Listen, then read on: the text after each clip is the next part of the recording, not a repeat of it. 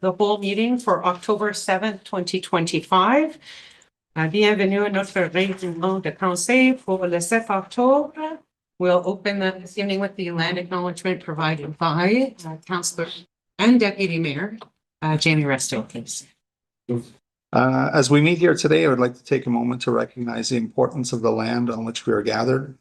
Municipality of West Nipissing respectfully acknowledges that we are located on the homelands of the Anishinaabe peoples on the traditional territory of the Nipissing, Temagami, and Dokis First Nations, covered by the Robinson-Huron Treaty.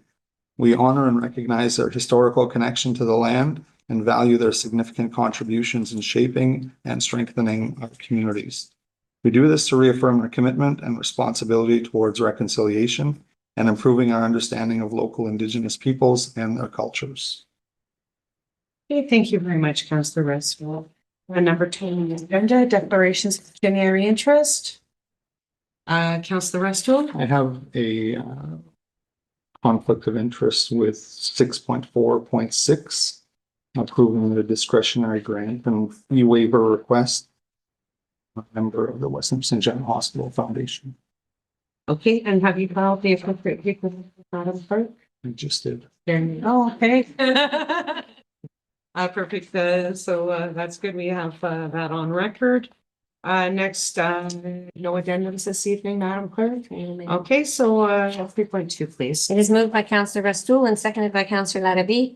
It resolved that the agenda for the Council and Committee of the whole meeting held on October the 7th, 2025 be adopted as presented.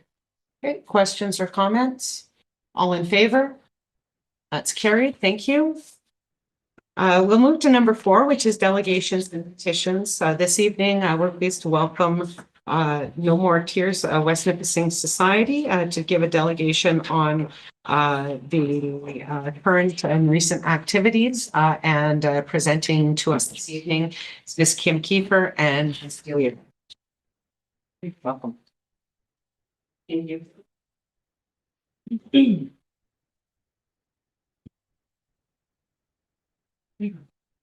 So good evening, Madam Mayor and council members. Thank you for the opportunity to speak today and for your continued commitment to the people of West Nipissing. The past year has tested many in our community, and it's also revealed the strength and compassion, collaboration, and resilience of this community. We're here on behalf of No More Tears, an organization that doesn't just respond to crisis. We walk alongside people as they rebuild their lives. We restore dignity, build trust, and help individuals find their way back to stability one step at a time. This year has been very transformative. With limited resources, strong determination, we've made a real impact, and we would like to share our accomplishments with you today. Next slide. We spearheaded the River Mist Cold Weather Program last year, temporarily housing 16 individuals from the harshest months, from January 17th to April 30th. 6 individuals were transitioned into longer-term housing through our connection with local landlords. In total, we've housed 22 people this year, and we didn't stop there. We launched a housing retention program, working closely with landlords and clients to ensure that people stay housed and not just placed. We extended our services to those already housed but struggling, whether it's food insecurity, rent stress, transportation barriers. We advocate, pick up, and deliver food bank items to ensure no one falls through the cracks. Slide. We've also partnered with Ontario Works, bringing in support directly into our office so clients can access services without barriers. And thanks to our new partnership with 211.ca, we've begun receiving calls from people who didn't even know we existed. Proof that awareness is growing and the need is real. We launched a free laundry program because clean clothes aren't a luxury. They are a basic human need. We now have a psychotherapist visits 3 times per month, offering counseling in a safe, welcoming space. A paramedic comes monthly to tend to minor medical needs. We offer free haircuts every 6 weeks, helping people feel good about themselves again. Next slide. At No More Tears West Nipissing Society, unity is more than just a word. It's a movement. From OPP joining hands in a friendly dodgeball game that breaks barriers to neighbors donating warm meals, clothing, blankets, and baked goods, our community stands together. Every act of kindness reminds us that when compassion leads, change follows. And together, we build hope. Next slide.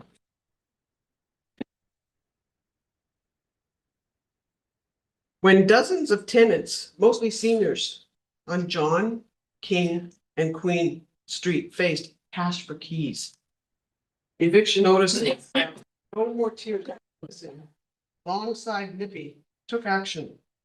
We hosted a community meeting with legal representation to help the residents understand their rights and access vital supports.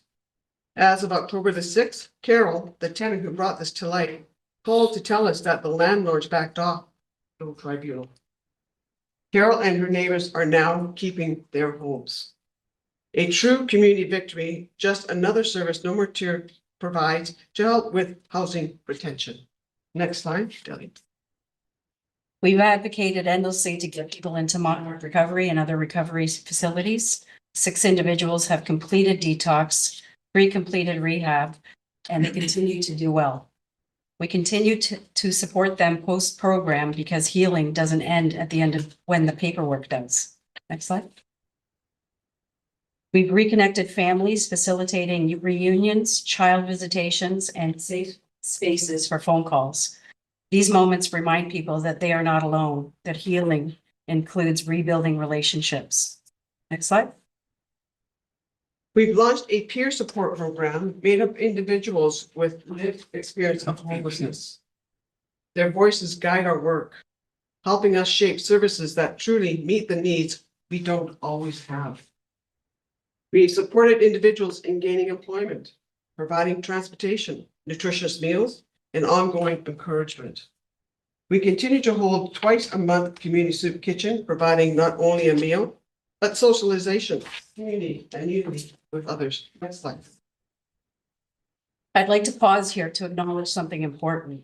Despite all of this work, housing people, feeding them, supporting recovery and reconnecting families, No More Tears remains entirely funded by private citizens in and outside our community. We do this work without core funding, without government contracts, and without the support that many larger, well-funded agencies receive. We are not just filling gaps. We are holding up a system where it's failing. And we are doing it with passion, determination, and the generosity of everyday people who believe in our mission. Next slide.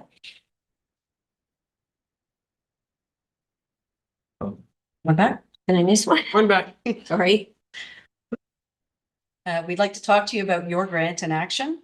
We want to thank you for your financial support this year. The $5,000 grant that you provided was spent directly on services that made a difference. Our laundry program was $1,200 at $9.50 a load. It adds up very quickly. Transportation, $1,400. We are called upon by various agencies to transport mutual clients, whether it's to hospitals, doctor appointments, specialist visits. And the food pantry restock was $2,400. We are now seeing between 25 and 30 people per day. And that translates to about 30,000 meals per year. Every dollar went towards restoring dignity, safety, and hope. Next slide. At No More Tears, we help people not just survive, but to thrive. We meet urgent needs while building long-term solutions. Today, we're here to ask for your help again. We're asking for your help and commitment to ensure that the DSEP portion of the government funding designated for West Nipissing stays in West Nipissing and is directed to organizations like ours. We are doing the work, housing, feeding, supporting, advocating for those who need it most. Every dollar kept local means more lives changed. With council's continued support, we can meet the growing demand with compassion, consistency, and impact. Thank you for believing in this work and the people that we serve. Thank you for your time today, and we are open to any questions. Thank you so much for your presentation. It was much appreciated. I'll open the floor to questions or comments from our members of council.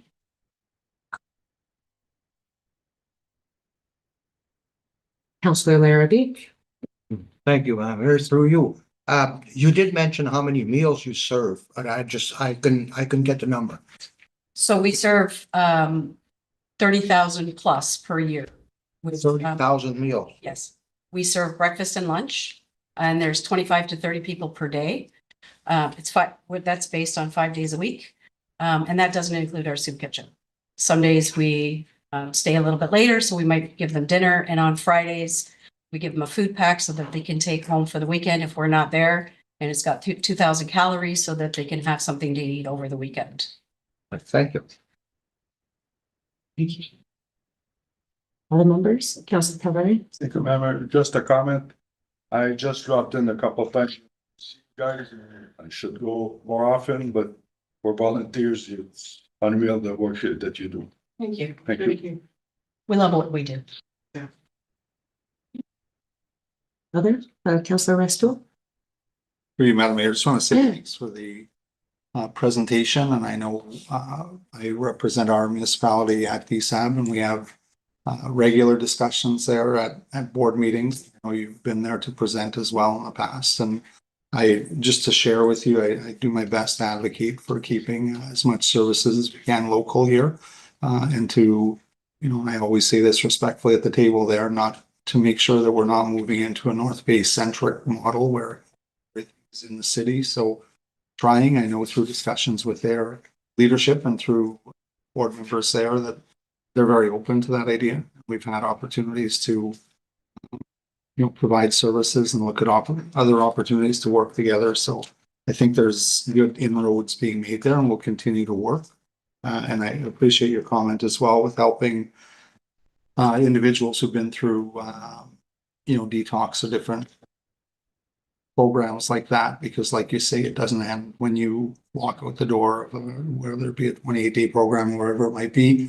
The supports need to be there to help those individuals and pick them up and put them into something and then take them out and put them right back where they were, and expect without supports there and aftercare that there's going to be long-term, I'll say improvement in their quality of life. So it's great to see that you're working with individuals that way as well. And we work very well with the agencies down there. We have seen people go into detox and recovery with nothing to come out to, and they fail, and we fail. So that's where we're trying to make a difference, and we have a plan with them.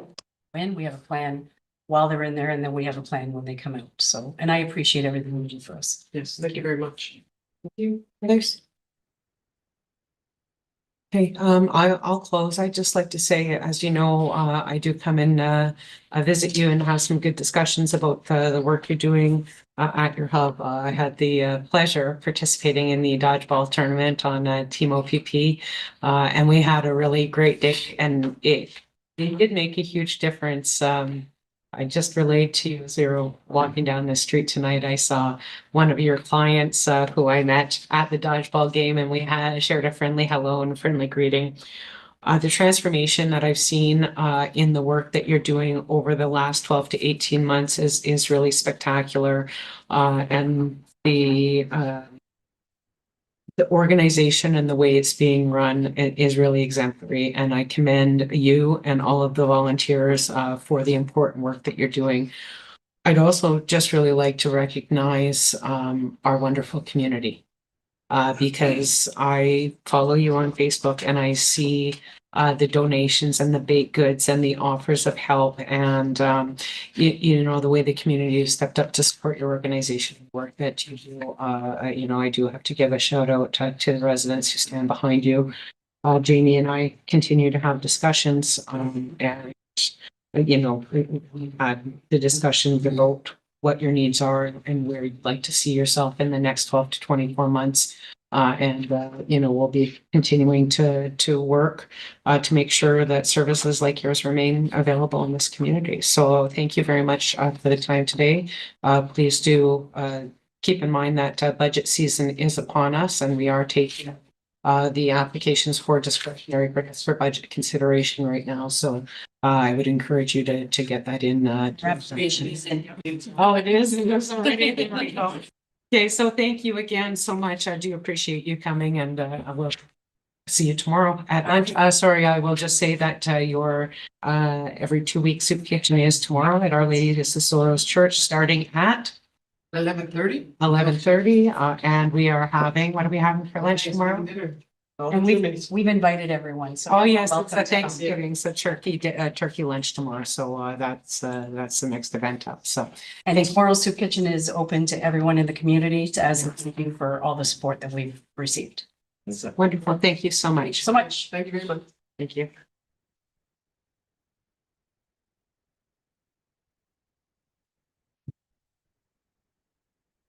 Okay, we're moving on. We'll go into our committee of the whole, and starting with general government, 5.1. Under 5.1.1, we have several property files to discuss. The first being an offer to purchase for a lot addition on Savarin Road. Madam Clerk.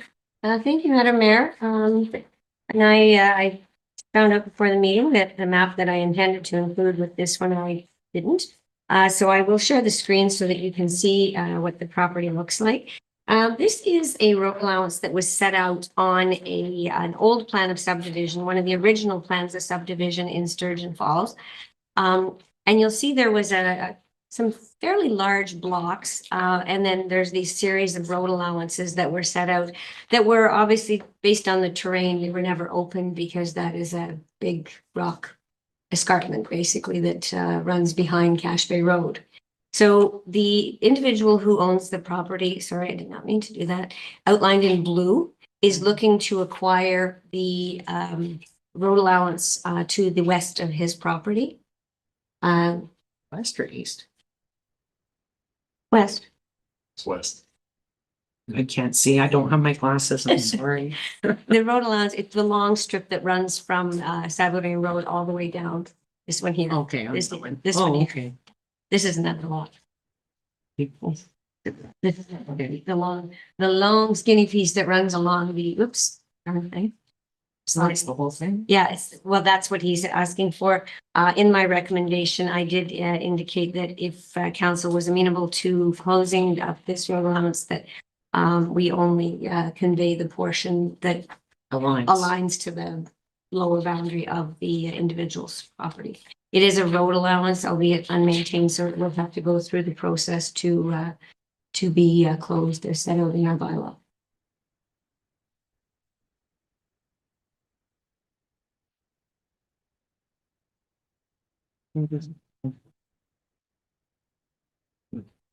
Questions or comments on the item, members of council?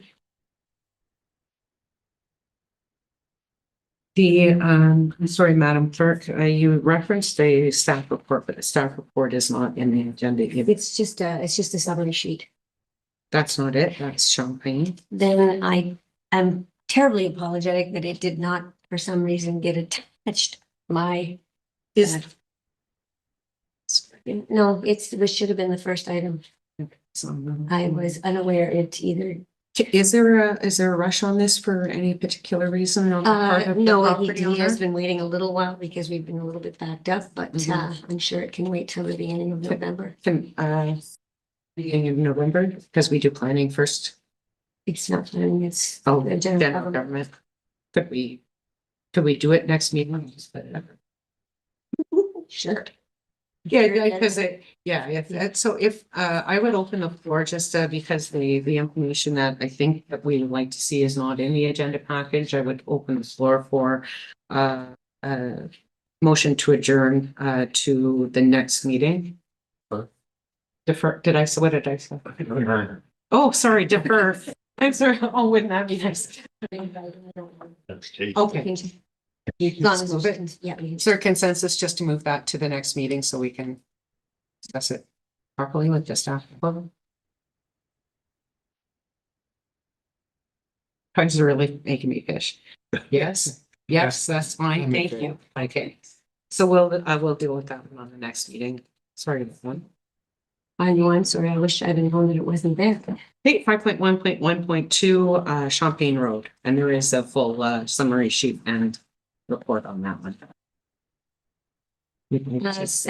Yes, so this is property that the municipality owns on Champagne Road. It is on the water side of Champagne Road. It is an irregularly shaped lot that on which there is a 15-meter or a 50-foot easement in favor of the gas company. That easement runs right through the property down to the water and then eventually under the river. The request before us is to acquire a pie-shaped portion of that property. There would be no waterfront included. It would go from the point at the water down to the road to basically square up the lot that is adjacent to the municipal property. And the easement would remain untouched. It would not touch the easement. It would be a lot addition to the abutting property. Okay, thank you. Questions or comments? Councillor Pedari? When they worked on the gas line this summer, didn't they park they used that lot to park all the machines? Last fall and They summer? may have, through you, Madam Chair, they may have used a portion of it. Their working corridor for the gas line is 50 feet. Yeah, So I didn't actually see what they were doing. They may have been outside their, oh, yes, but I guess they were using, which is land that we own. So they can't park the machines on just their easement. They don't have enough room. I don't know. Typically when an easement is taken, that includes the working corridor, so I can't comment on where they actually were because I didn't witness the work. There was no request made to us to be outside of the easement. I'm just saying. It could be that they were, I don't know. Okay, other questions or comments on that? And the easement actively contains infrastructure. Yes, there's a gas line, a high pressure gas main. And so there is no other use for that block 19. That block 19 could not be used as a standalone lot. It doesn't, you can't meet the setbacks. Okay, so the process from here, Madam Clerk, would be? Where if council is agreeable to the lot addition, we would property appraised, get an opinion of value and then come back to council. Or if at council's direction, we can proceed to negotiate directly with the owner once we receive the opinion of value. It's council's choice. Okay, so the two options are get an opinion of value and bring it back to council for you to proceed with negotiations, Mhm. or to get an opinion of value and authorize you now just to proceed based on that opinion of value. If we would offer owner at the value that it is. Okay, and the proponent pays all the legal and surveying costs. That's correct.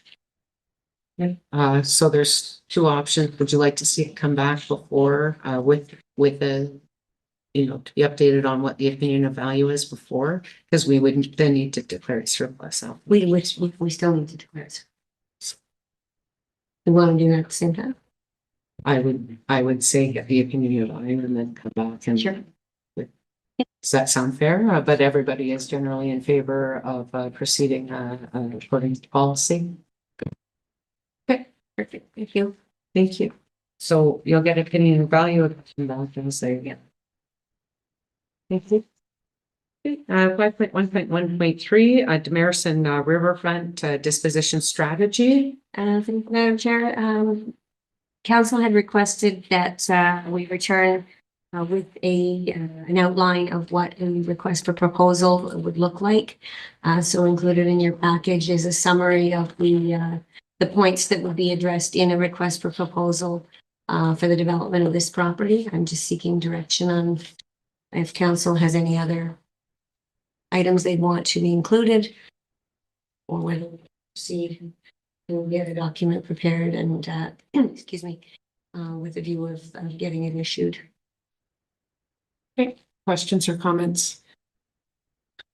I do have a couple of questions in regards to the process, if I could. So the RFP lays out several criteria because we've all indicated that we want to make sure that it goes for residential development and that it's not speculated on and that it actually, it is moved forward into development in a timely fashion. When the RFP goes out and if we get multiple proposals back, how who determines the weighting of the criteria? So would the successful proponent be determined by staff only, or would council have some, would there be information given to council about the different proposals being put forward and which council thought was the most appropriate? I'm going to defer to our procurement person on that. Because generally we wouldn't see an Yeah. RFP back. It would come back with just a recommendation, but given the strategic importance of this property and that we could see proposals that have very different approaches to development. Who determines what's right? Well, I'm gonna answer one of your earlier questions, just that when the RFP goes out, the criteria, including the weighting of the criteria, should be established by the time the RFP goes out, so that when everyone's putting together the RFP, the respondents, they know which things are most significant to council, and so the weighting is sort of reflected or the points assigned would be indicated when the RFP goes out. So there is a little bit of that sort of would need to sort of be determined before we go, and then. You're right, a lot of procurement, it's just handled internally. It is a special project, and it certainly is one that if council wanted to set up a committee that was going to, like an ad hoc committee that would review, if council as a whole wanted to do it, if we wanted to save some other circulation, absolutely we can entertain those ideas for sure. Okay. Any thoughts on process at this point from other members? Okay, thank you, Councillor Gandhi. Thank you, Madam Mayor. I think maybe a little working group that can work with the responses that we receive with staff Mhm. so that we can make an informed decision on how to move forward would be a good recommendation. Thank you. Yeah, I tend to agree with that only because it is such an important kind of piece of property and development prospect within the municipality. If there were to be a group of 3, would that suffice? Yeah. Yeah, and are there members who would be interested in sitting on that ad hoc committee to do a review of the RFPs as they come in? Councillor Pellerin? Councillor Larrabee? Councillor Gandhi? Winner. Okay, so an ad hoc committee has to be set by a resolution. Yes. Okay, so resolution will come back at the next meeting. The establishment of an ad hoc committee to do participate in the review of RFPs. Is there, yes? I'm just Madam going to Clerk? seek just one clarifying question. Would this committee review the document before it's issued as well, or just once the document comes back? I just want to make sure. Councillor Gandhi? Yeah, I think I'd like to review the document before it goes on, in case we have any comments, because I see here at item 7, there's the ability to meet project timeline. Also what expected potential readiness of the land and how long is it gonna take them to actually, like, if they do it in a 3-phase, is it a 3-year phase or is it a 12-year phase to actually do it? So be nice to have some, to be able to look at, have some feedback before the RFP goes. Okay. Because the faster we can get that land developed, the faster we'll collect taxes from it, so. Good point. Good point. Okay, so any other comments on the general process as laid out by staff here or the criteria that's being proposed?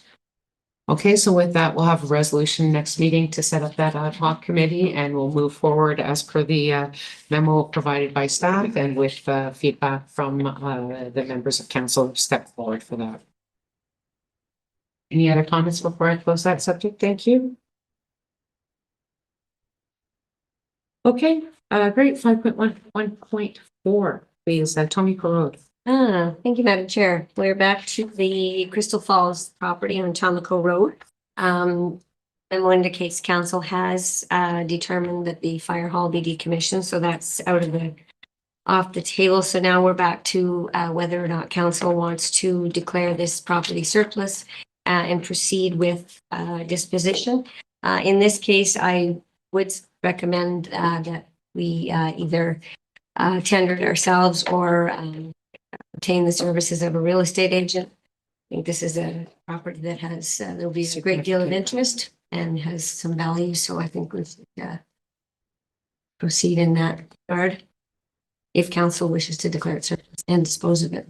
So there's a fairly thorough staff report presented in your packages. Thank you, Madam Clerk. And no, I was going to give some credit to Ms. Willick, but she's shaking her head. So thank you, Madam Clerk, for that. Questions or comments on the staff report or the information provided therein? Councillor Russell, you can go first. Thank you. Just through you, Madam Mayor. If I'm looking at the map, so I see Lake Comico, is this waterfront? Yes, it is. And I've stated in the past, I think there's, and Madam Mayor just mentioned that as well, is the great value in a piece of property like that, especially with very limited numbers of property. It looks like it's fairly large, and in our document it included that there was a fairly new structure on the land this one. So, and I just wanted to say as well, I appreciate the information based on some of our previous meetings about book value of property. It's nice to see that information shared here, so we know that, you know, that I would think at a very low level, that would be a number that we're looking for based on what comes back. In this case, we would probably, with council's direction, we'd probably get it appraised and then set up a bit. Right. But Based on the appraisal. If it's a 10. Yeah, if it's a tender. yeah, thanks. But I'm assuming, should never assume, but I'm assuming that it's probably gonna come in a little bit higher than what that number is there. So again, just to Yes. say, appreciate that, because I we asked for info like that at one of our meetings. So thank you for including that here in your report. Okay, Councillor Gagne? Yeah, thank you, Madam Mayor. Just to clarify, the parkland area, is that the waterfront area that currently we don't actually own? I'll let you answer that. Yeah, I do know the three, answer. three. The lot itself was granted as parkland. Okay, Okay, the portion out in front of it that we do not own is called a Crown Reserve. okay, So we don't own the Crown Reserve, so there's a 66-foot Crown Reserve in front of the property. However, the owner of the lot, they could, and we've had many people acquire that from the Crown. The Crown will divest those. okay, so sorry, that crown section, is that waterfront? area? Yes. Okay, it is It's waterfront. 66 feet between the edge of the lot and the Okay, water. okay. Yep. Okay, perfect, thank you very much. Okay, thank you, Councillor Calvary. Yes, just to follow up. Yeah, those can be bought, and it varies on Lake Dipperson. We got some that varies from 8 feet, 20 some feet, and M&R is it's very easy to buy it from them. So quite a few people do it. That's it. Thank you. Sorry. Okay, other questions or comments, Councillor Ferrer? Thank you, Madam Mayor. Through you, I also have a 66-foot Crown Reserve all around my property.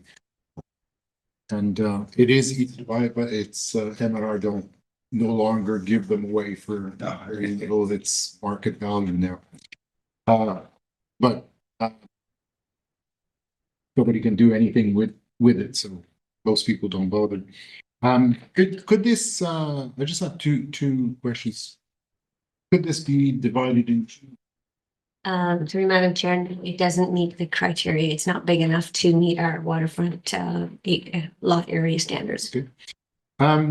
Now I went to the consultation meeting that we had a few months ago, and I believe some of my colleagues were there. Councilor Larrabee, you were there, I think? Councillor Nichols Councilor and Nichols was myself. there. And I think the residents asked if they could have some time to think about other uses that we could make of the property, if you remember. I'm just wondering if any of the residents have come back with any questions or proposals at all, because I think there was an interest to, think, is there something we could do with this? Maybe a community center or something. I will say on my part, I haven't had any further communication from the residents you know, in that area, or that attended. It is Councillor Nichols' ward, so I would direct the question to Councillor Nichol whether or not she's had. No, nothing either. Any other questions or comments? I had the same question as George, when you look at the size of that lot and the comparison to the size of the existing lots that are in that area. It does say it is not. It's 0.8 hectares, or 2 acres. That approximate, it doesn't quite meet the 0.8 because you can go as small as 0.4, right? That is if council wanted to entertain dividing it and selling it as two lots, we would go through the process of the minor variance process that we have to reduce the minimum lot size, but that's council's direction. We're not required to obtain consent for the split, but we would still want to get the minor variance to legalize the setbacks for whoever would buy it going forward. Or legalize the lot area. Because the two that I can see up close, the lot 1 and 2 that are next to it on page 30, show 150 and just over 150 foot frontage on the front end, on the roadside. They were created a long time ago Yeah. under different standards. It's just depends whether you want to maximize value for taxpayers. Thank you. I would be in favor of splitting it and maximizing value. I think from a tax point of view, we'd be taking more with two houses there than one. I assume. Councillor Resto? Just a question on the location of the existing structure and how that might impact splitting a lot. Is it gonna leave room to build another? To the best of my knowledge, the existing structure is in the northeast corner of the property. It's tucked quite a ways. It's fairly far back on the property. We would also have to get a minor variance because it would be actually in the water yard of the property because it was set quite far back. But we could address all of that. I don't believe it would impede the construction of a dwelling though. Other questions or comments? Councillor Larrabee? Thank you, Madam Mayor. I would be in favor of splitting it in two and get more revenues that way. If they have room for the accommodation of a septic system and the well, they have that. I'm in favor of it. We would get a report from the Conservation Authority. We would carry out an inspection to know whether or not it be suitable. That's the normal course when we go with smaller than the minimum lot size.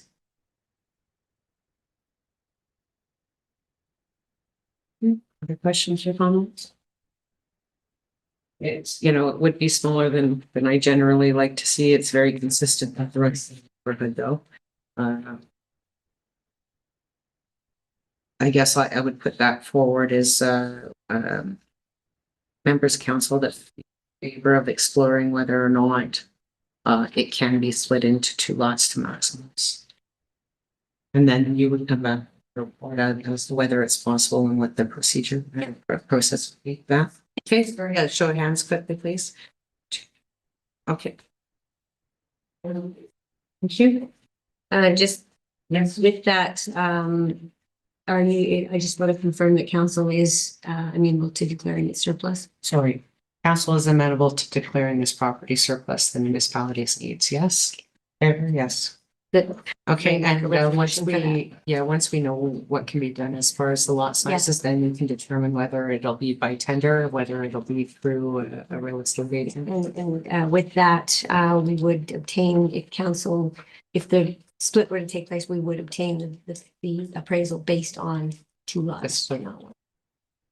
When you do the appraisal, can you see what it would be for one lot and what it would be for two? Like if there is a big difference in the Absolutely. in the sale price tools. Okay.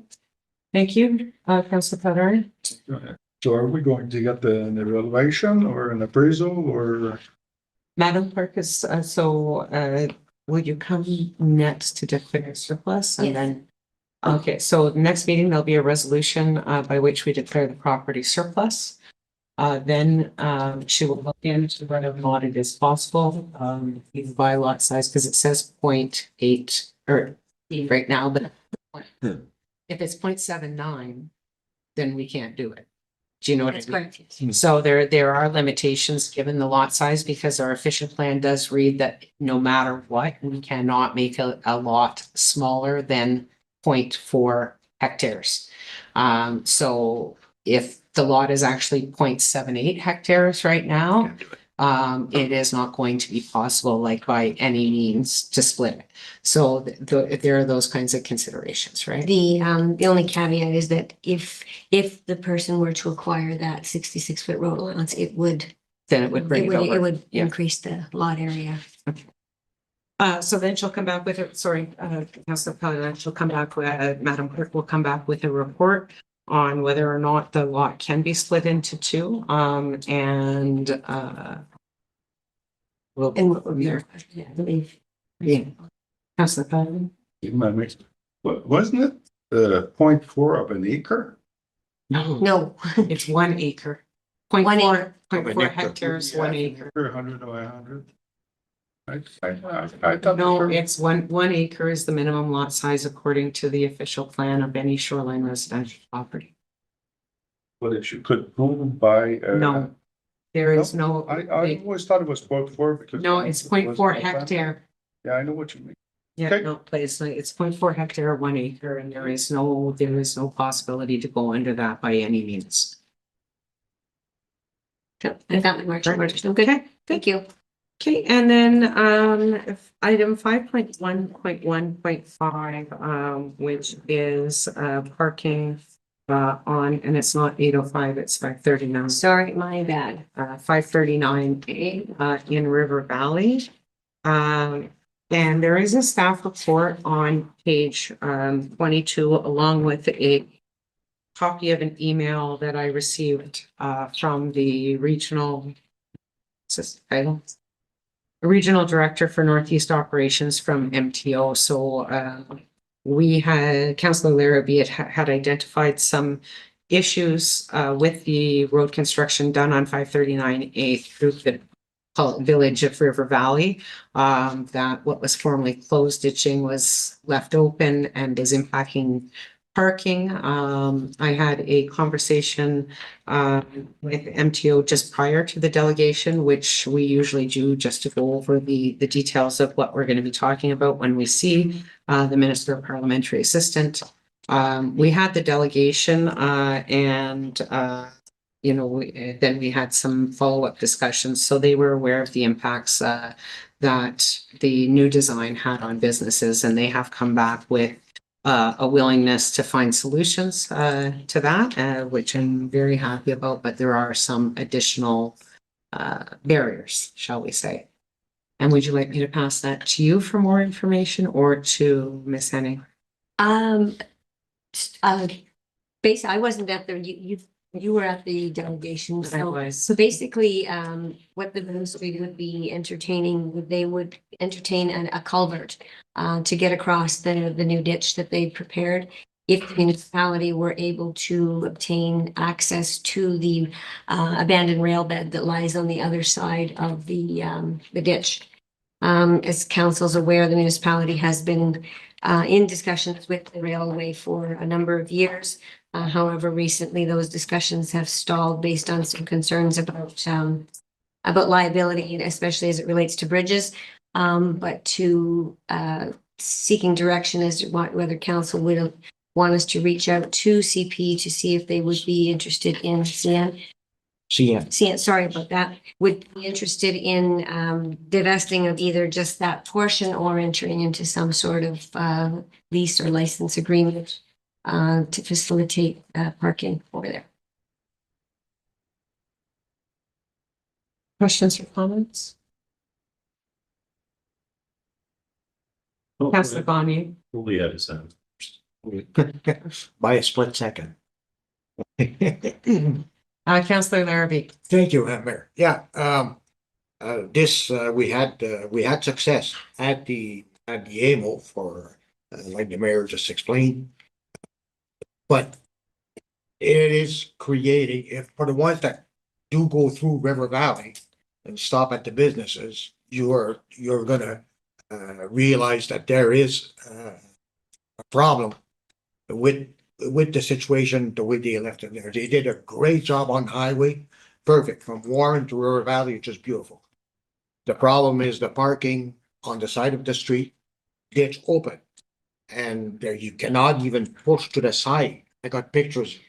You're impeding the traffic. So the situation now is to do a parking lot. They would go. I myself and the business owners from the Moon Restaurant in the River Valley are sitting there. The best solution would be to fill up the ditch with pipes and have the regular ditch like we used to have. My parents started the business in 1968, and there was never an issue whatsoever with the parking of the for both businesses in River Valley. And now purchasing that or acquiring the CN property, it would be nice, definitely. That would be a solution, but I'd like to see what type of design that could be put forward to accommodate, like, since we're in a location where we have hunting and fishing and snowmobiling, you have a pickup truck with a trailer in the back and a trailer pulling the boat. So you have like a frame. So what kind of parking lot could accommodate that? I'd like to see that design. But prior to that, it was perfect. It just pulled beside the road and there would be no issue. Thank you, Councillor Larrabee. I just want to state that the option of closing the ditch and putting it back the way it was is not on the table. And MTO will not entertain that because they do not want to entertain the thought of people parking along highways. I did point out the fact that there's a beautiful Tim Hortons in Mattawa that constantly has 6 tractor trailers parked on Highway 17, some facing the wrong direction. And they didn't seem to think that that was a good example of how the rules are applied to one place and not to another. But the option of closing in that ditch, as far as MTO has communicated to us, is not on the table. Yes. So the best option that we could push for was to use that area across the street.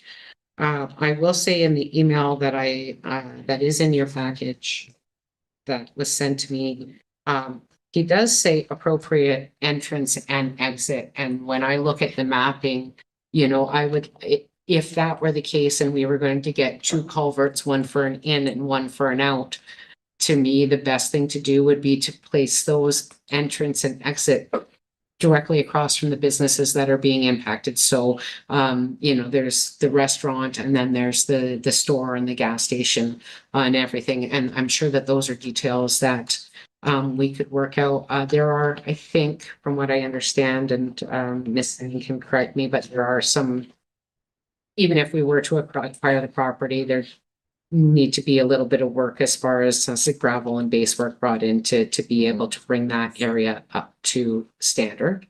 Yes, Do you have an approximate budget impact on that? I don't have an approximate budget impact at this time. Okay. Council wishes to go forward. There's quite a height difference between what the rail bed is at and what the grassy area is at, and we would have to bring that all up level. So there's loads of gravel and potentially some other work there. So Or bring down the rail bed. the rail bed, yeah, which is all gravels. So what direction are you looking for at this?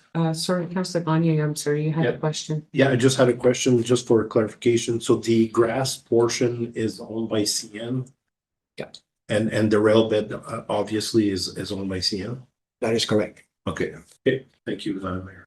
Okay, so the entire easement between the road, wherever MTO's line ends, and the properties that are on the other side, the west side of the rail bed.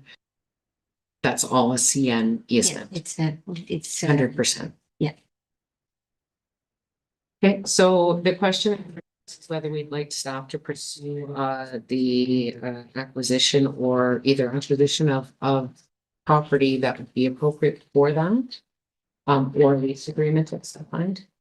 So that's what we're looking for. Yeah. Okay.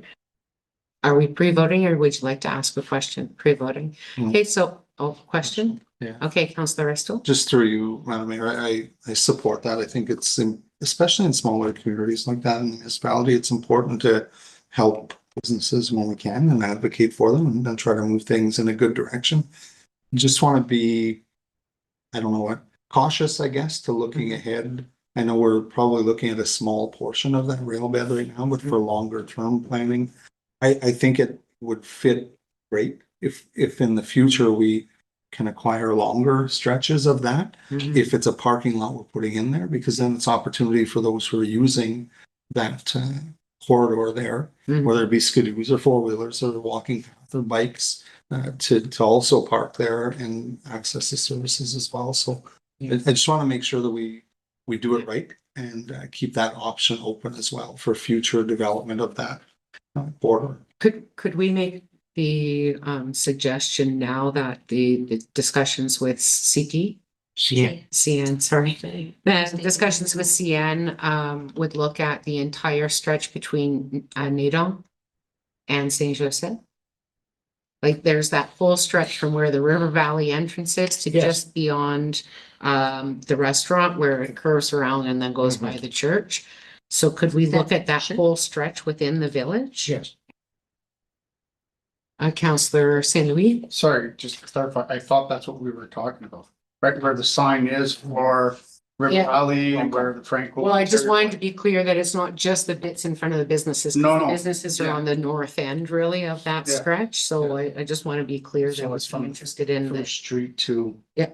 Yeah, okay. from the That's first street to the yes. curve by the church. I don't know the road names really, no. If I may, Madam Mayor, also for the last time we had negotiation, talk with CN, they were ready to give it away. Okay. So, Dollar. yeah, just so it wouldn't be costly for that property.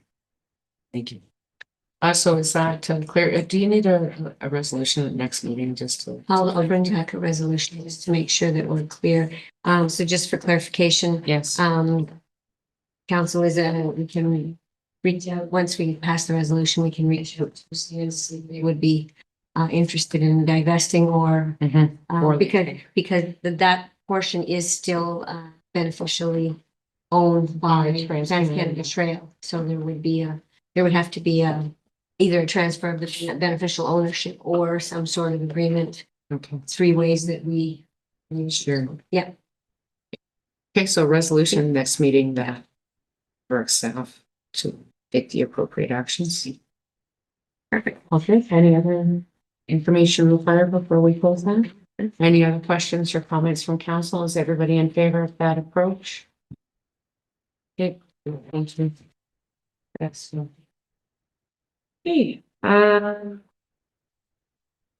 and then we have one other item under 5.1.2, which is the seniors Christmas supper. I'll start, I suppose, yes. We just wanted to bring it to council. We started the seniors Christmas supper a couple of years ago. Very well received, and it was just because I don't know whether the council noticed that a couple meetings ago, when we passed a fee exemption for a hall, it was for the Sturgeon Falls Golden Ages Club running a senior supper the week that we usually run ours as well. Now theirs was for their membership as opposed to, it might not cover all of West Henderson. We're just coming back to see whether council was interested in running our Christmas supper in the usual format. If there were, over the years, there's been occasionally talk of, should we do something else? What kind of format do we want to do? And just before Mr. Poulin's crew gets really running on organizing the event, just to make sure that we're still in agreement with the event in that format. That Yeah, that's essentially it. We just want clear direction from council before we get too far into our planning that council wishes to proceed or make changes or not. Questions or comments? Councillor St. Louis. I would recommend staying the course if it ain't broke, like this. I like the way it's been done the past several years and the attendance is enormous and people seem to love it throughout the whole community, from Manesville to Ridge Valley so if it ain't broke, why change anything? Right. Yeah, for those of you who haven't been able to attend, we do have a great time and serving residents. It's great to be able to work alongside staff on that, and it's just a really I think it's fantastic. Other questions or comments? Councillor Restle. Yeah, through you, Madam Mayor, just the same sentiments as Councilor St. Louis. I think it's great. And I think even bigger than that, it's great for the seniors and it's great to see them enjoy their evening and social nights. I'm getting close to being a senior. I'm not quite there yet. But the more that we can offer, I think the better, and when we can offer it and being behind the scenes as well. I think it's also I know it's a great opportunity. Staff put in so much effort and hard work into it. But when the event kind of starts to wind down, it's also an opportunity for some socialization with staff behind the scenes and members of council as well to sit and chat and get to, build that relationship as well. So I think there's a lot of great benefits to it, and I'd be fully supportive of continuing it as well. Sure. Other questions or comments? Okay, Mr. Sorry, Just one quick question. Is there a proposed date? I was just going to ask whether you have your team has a date in mind at this point. Is the Christmas parade is on December 5th. And so we normally do it the Wednesday following. So that would be The 10th. December 10th. Normally our scheduled course. Councillor Gagne. Do you have a board meeting that night? Because Councillor Gagne has yet to attend a senior summer meeting. Oh, I was there last year.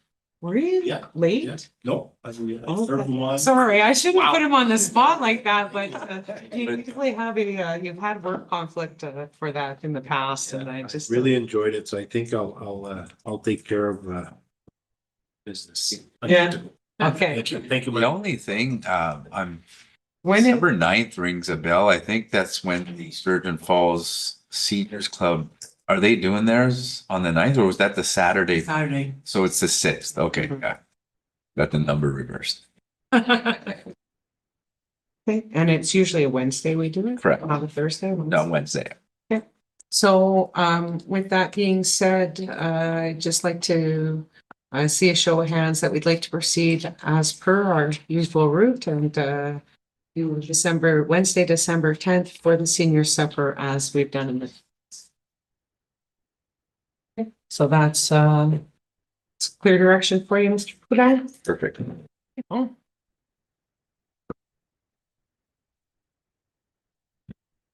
Okay, next up, we're going to move to 5.2, which is the planning committee, and for that, I'll pass the chair to Councillor St. Louis. Thank you. Thank you, Madam Mayor. So under planning, we have only one item, 5.2.1. And it's the official plan agricultural advisory committee update. For this, I will. Okay, wasn't sure because it was about the advisory committee. Thank you. So there's a staff report in front of you. Remember last month, we brought about update on the official plan, and it included the beer data that was provided by OMAFA with their agricultural mapping. And at that time, it was asked if we wanted to proceed with the agricultural designation as it was developed to that point, or if we wanted to send it back to the Agricultural Advisory Committee to kind of review it with that new information in mind and see if there's any changes. Council did decide to refer it back to the Ag Advisory Committee. So that meeting was on September 25th. Went really well. There were some changes that were made. Some are tied to the new beer data, and then some of it is just when you got all in the room again and were reviewing it, there were some little areas that were picked up. So there is kind of a key map attached to the report that's broken down the municipality into 9 different areas instead of trying to explain them all. And this report kind of outlines what those proposed changes are or why there haven't been changes based on the Lear data. And I'm not sure if you'd like to go through each one individually or if everyone's had a chance to look it over and prefer just to go right to questions. I personally believe you should just go right to the questions unless people want to go through all of them. No? Okay, so I think if anybody has any questions or comments, please feel free.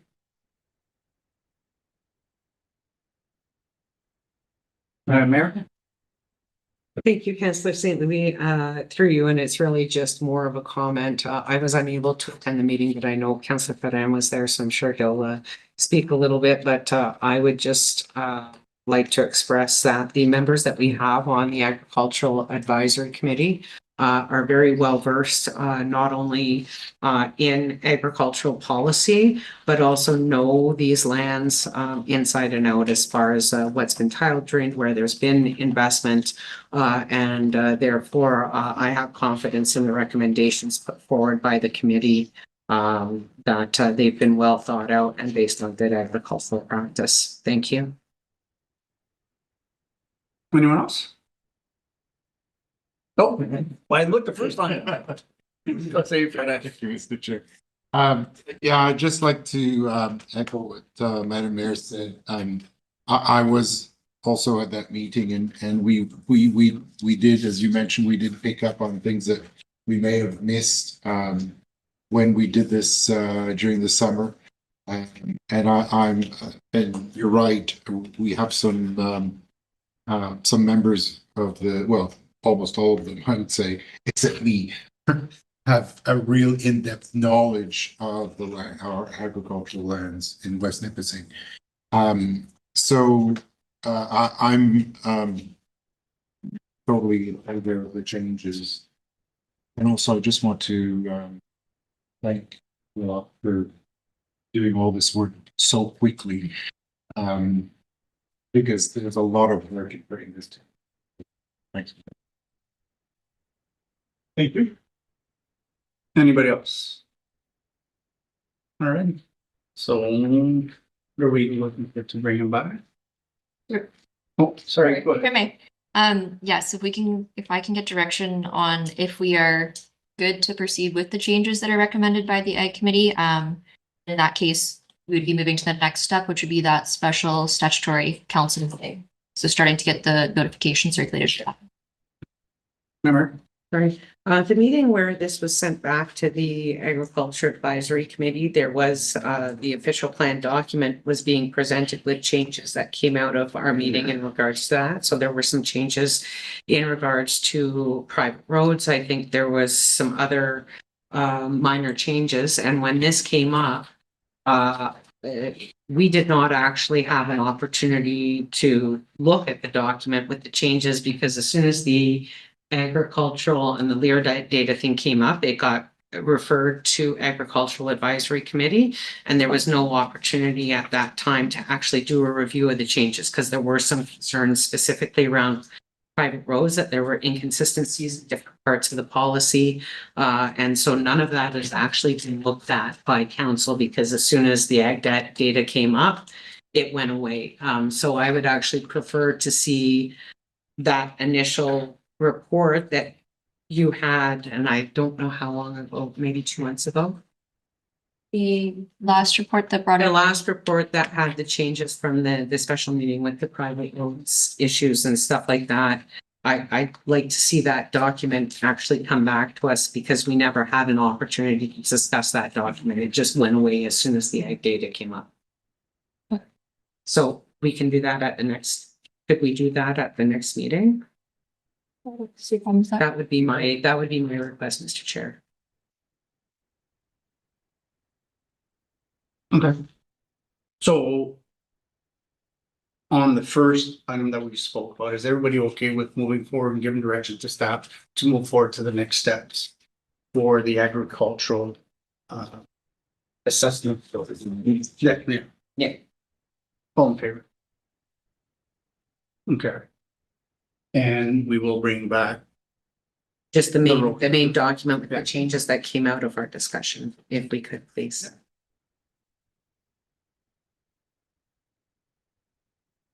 and back to you, Madam Mayor, that's it for me. Okay, thank you very much.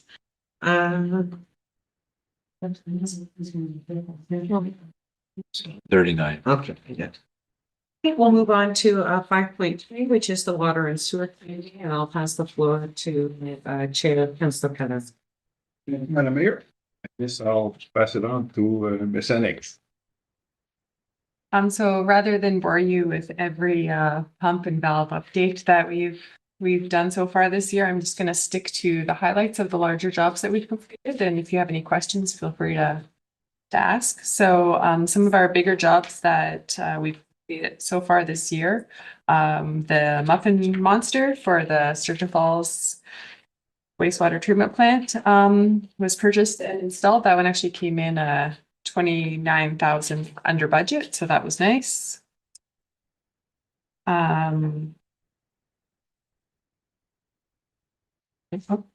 Is there a report in? Yeah.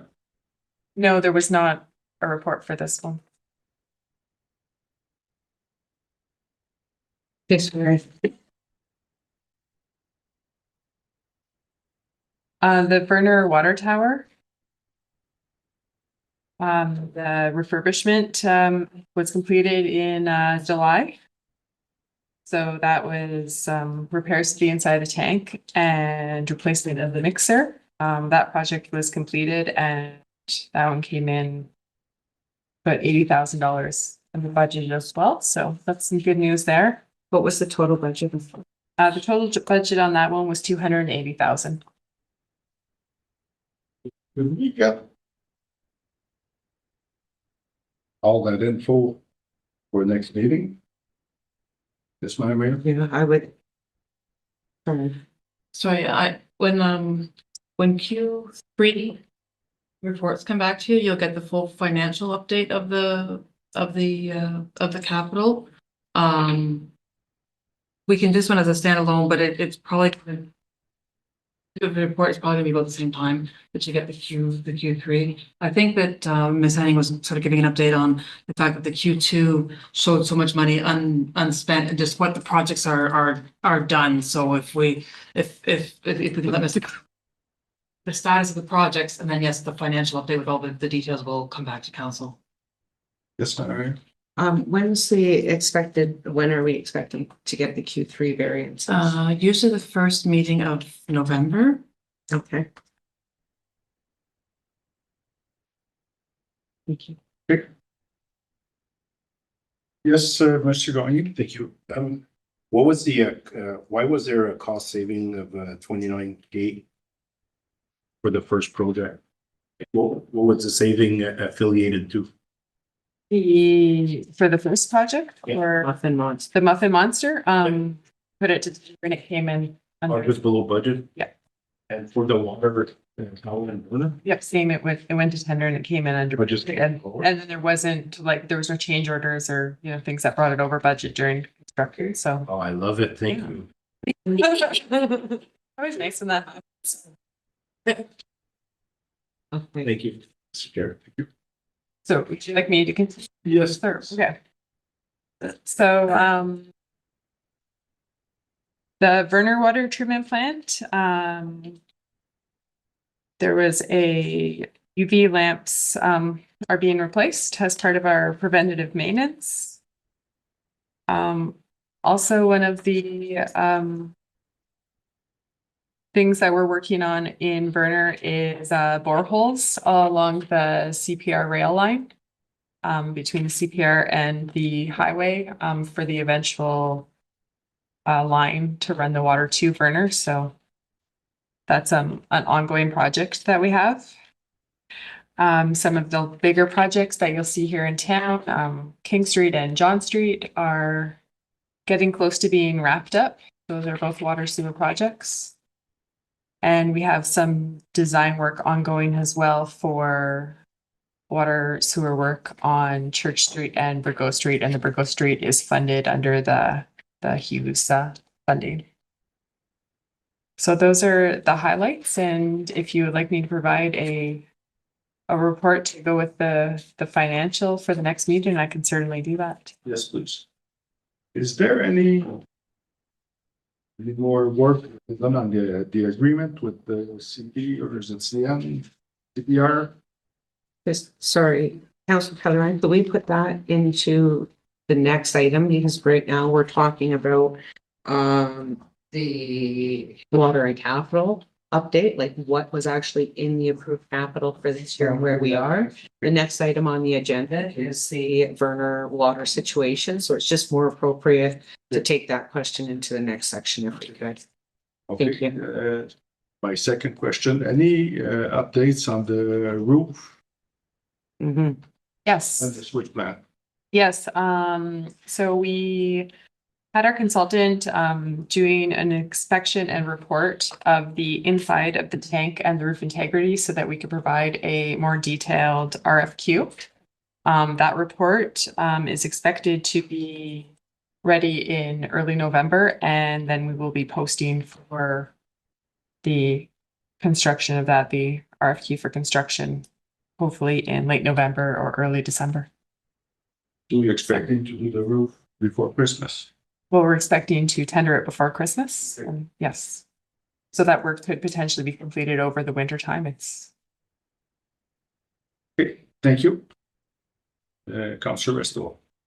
Through you, I think it's related. If it's not, tell me no and I'll, for another time to ask, but just with the water and sewer projects on John and King, the surface rehabilitations going to be completed before, that's like within the end of, before the end of this yes, so calendar or fiscal year? Yes. They're doing asphalt today. King Street will be this week. Oh, cool. John Street, there will be the first lift of asphalt will be placed before winter, hopefully by the end of October. And the second lift of asphalt will go next year because the idea is to do it with the rest of the project because we're only doing half of that project this year and then half next year. So there will be asphalt on there for the winter. Yes, Madame Rochon. Just in just in relation to that, the John Street project. So last year we did from Coursault to no, Coursault to Clark. Okay. Has Coursault, is Coursault slated for water and sewer infrastructure? Or has that already been done? Or is that not part of the main loop? Coursault, Like Coursault, John to Ethel? John to Ethel is, I believe it's only storm work. I don't believe it's water sewer work. Okay, thank you. And Ethel, or sorry, John to the rec center? On Coursault from John Street South. Is there any water and sewer infrastructure that needs redoing there, or that's? So that would just be, Okay, that's not part of the meeting. Okay, thank you. Any other questions? I guess we're gonna move to Verner issue. Water Verner issue.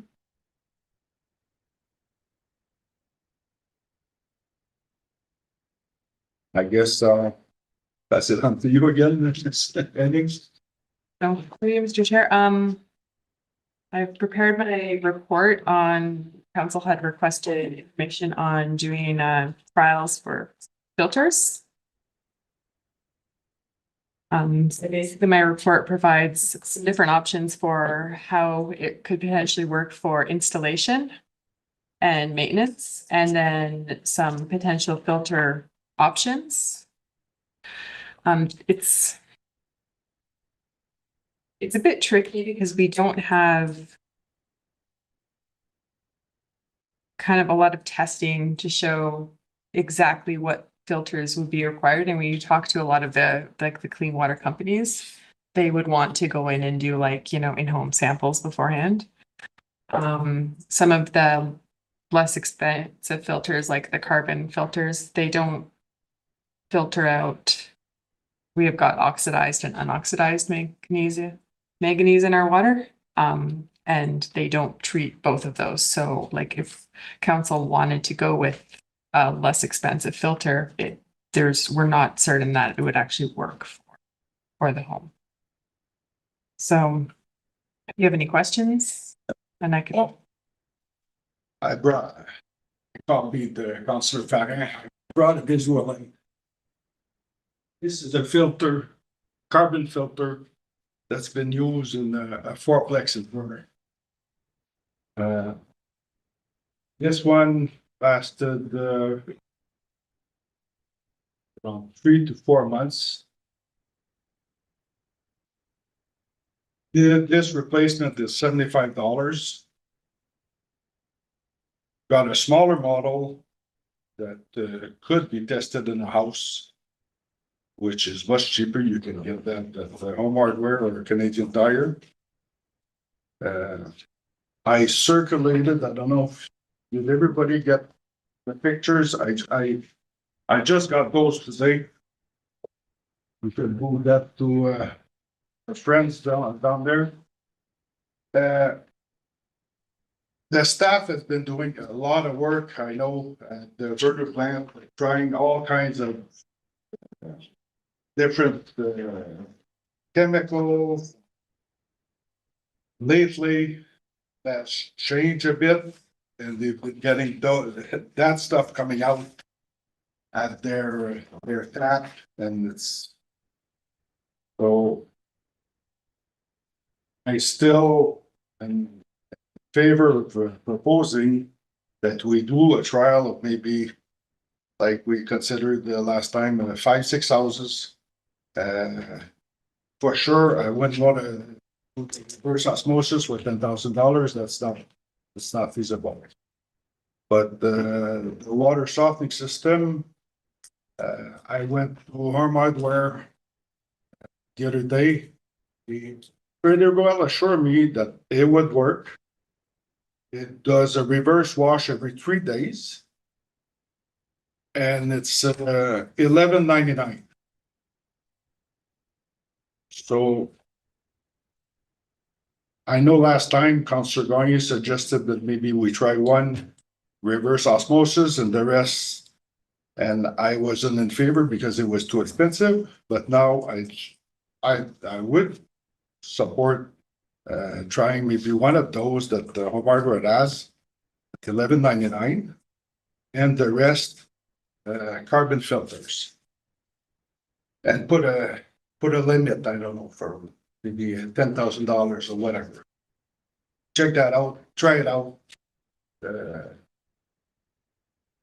So the resident of Vernon that we're trying something. I know the guys at the plant are doing their best, but it's still pretty, if you look at that picture, I was there today when he took a picture and he told, can you give me some copies and I'll bring it to council.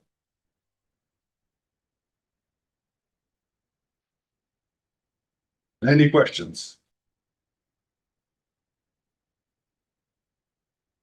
Sure, that'd be. Thank you, Mr. Chair. Yes, something has to be done. Just, and on a trial basis, like you said, we take the ones that have called the most about their water. And we start with the filtration system, like you said, $1,000 or whatever. And the responsibility of changing filters or whatever, it's on the residents' shoulders. But we supply the equipment and they could try it. If it doesn't work, well, hey, we tried something. And if it does work, well, then, you know, we're opening a can there that a lot of them will want it. There's 300 some resident under this system. So we could be looking at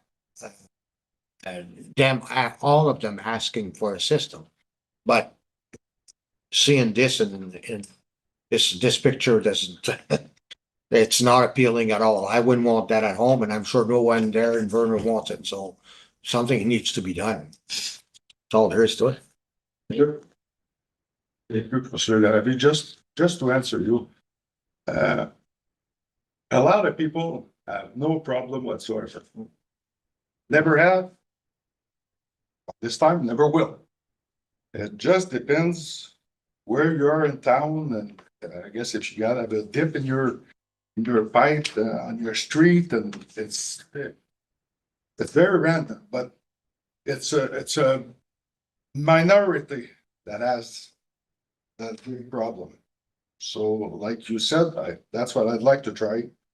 Just a few, and then if it works, then we go case by case. Prove your situation and anyway, yes, consider. Yeah, thank you, yeah. Is there any programs out like we're doing here in Sturgeon Falls where we are replacing pipes?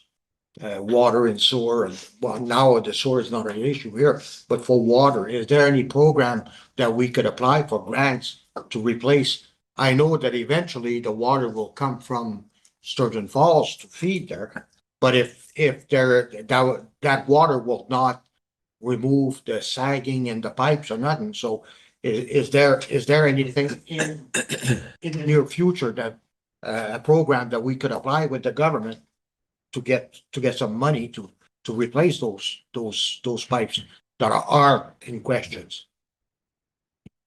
To you, Mr. Chair, we have applied for funding for running the water from Sturgeon to Verner. And once that is complete, and then the pipes in Verner are flushed, we don't need to replace every pipe. We need to flush and clean those pipes, and then there shouldn't be issues beyond that. Just to let you know, I've been at this a long time, and the problem is not the pipes. The problem is in the water, and the manganese settles where there's a dip or a very low pressure. And then if 2, 3, 4 houses takes water at the same time, it creates the pressure and the water just turns brown. So because the pipes are 99% PCV and Verner, so the pipes are not a problem. It's in the water, and that's why they're trying so hard to find the recipe. Yeah. And because I've been at the plant a few times, and the guys are they're trying, and they say, we wish we could find the right recipe. So thank you. Conseiller Farrin. Thank you, Mr. Chair. Well, I've made my views known on this on a number of occasions before. So it'll come as no surprise to anyone here that I'm very much in favor of trying something. And if we're, spending $10,000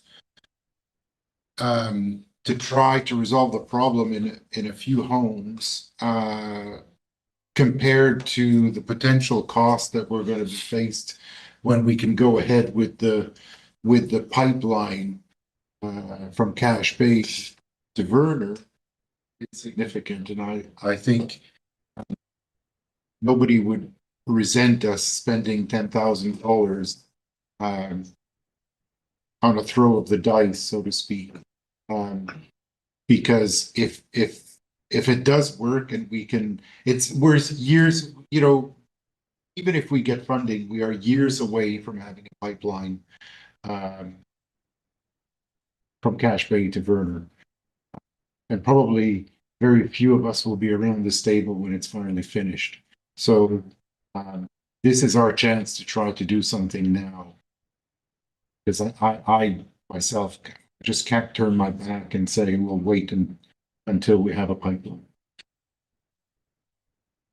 So. Conseiller Farrin.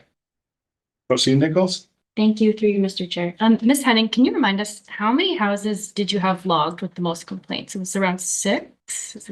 Well, we were recommending 6 homes.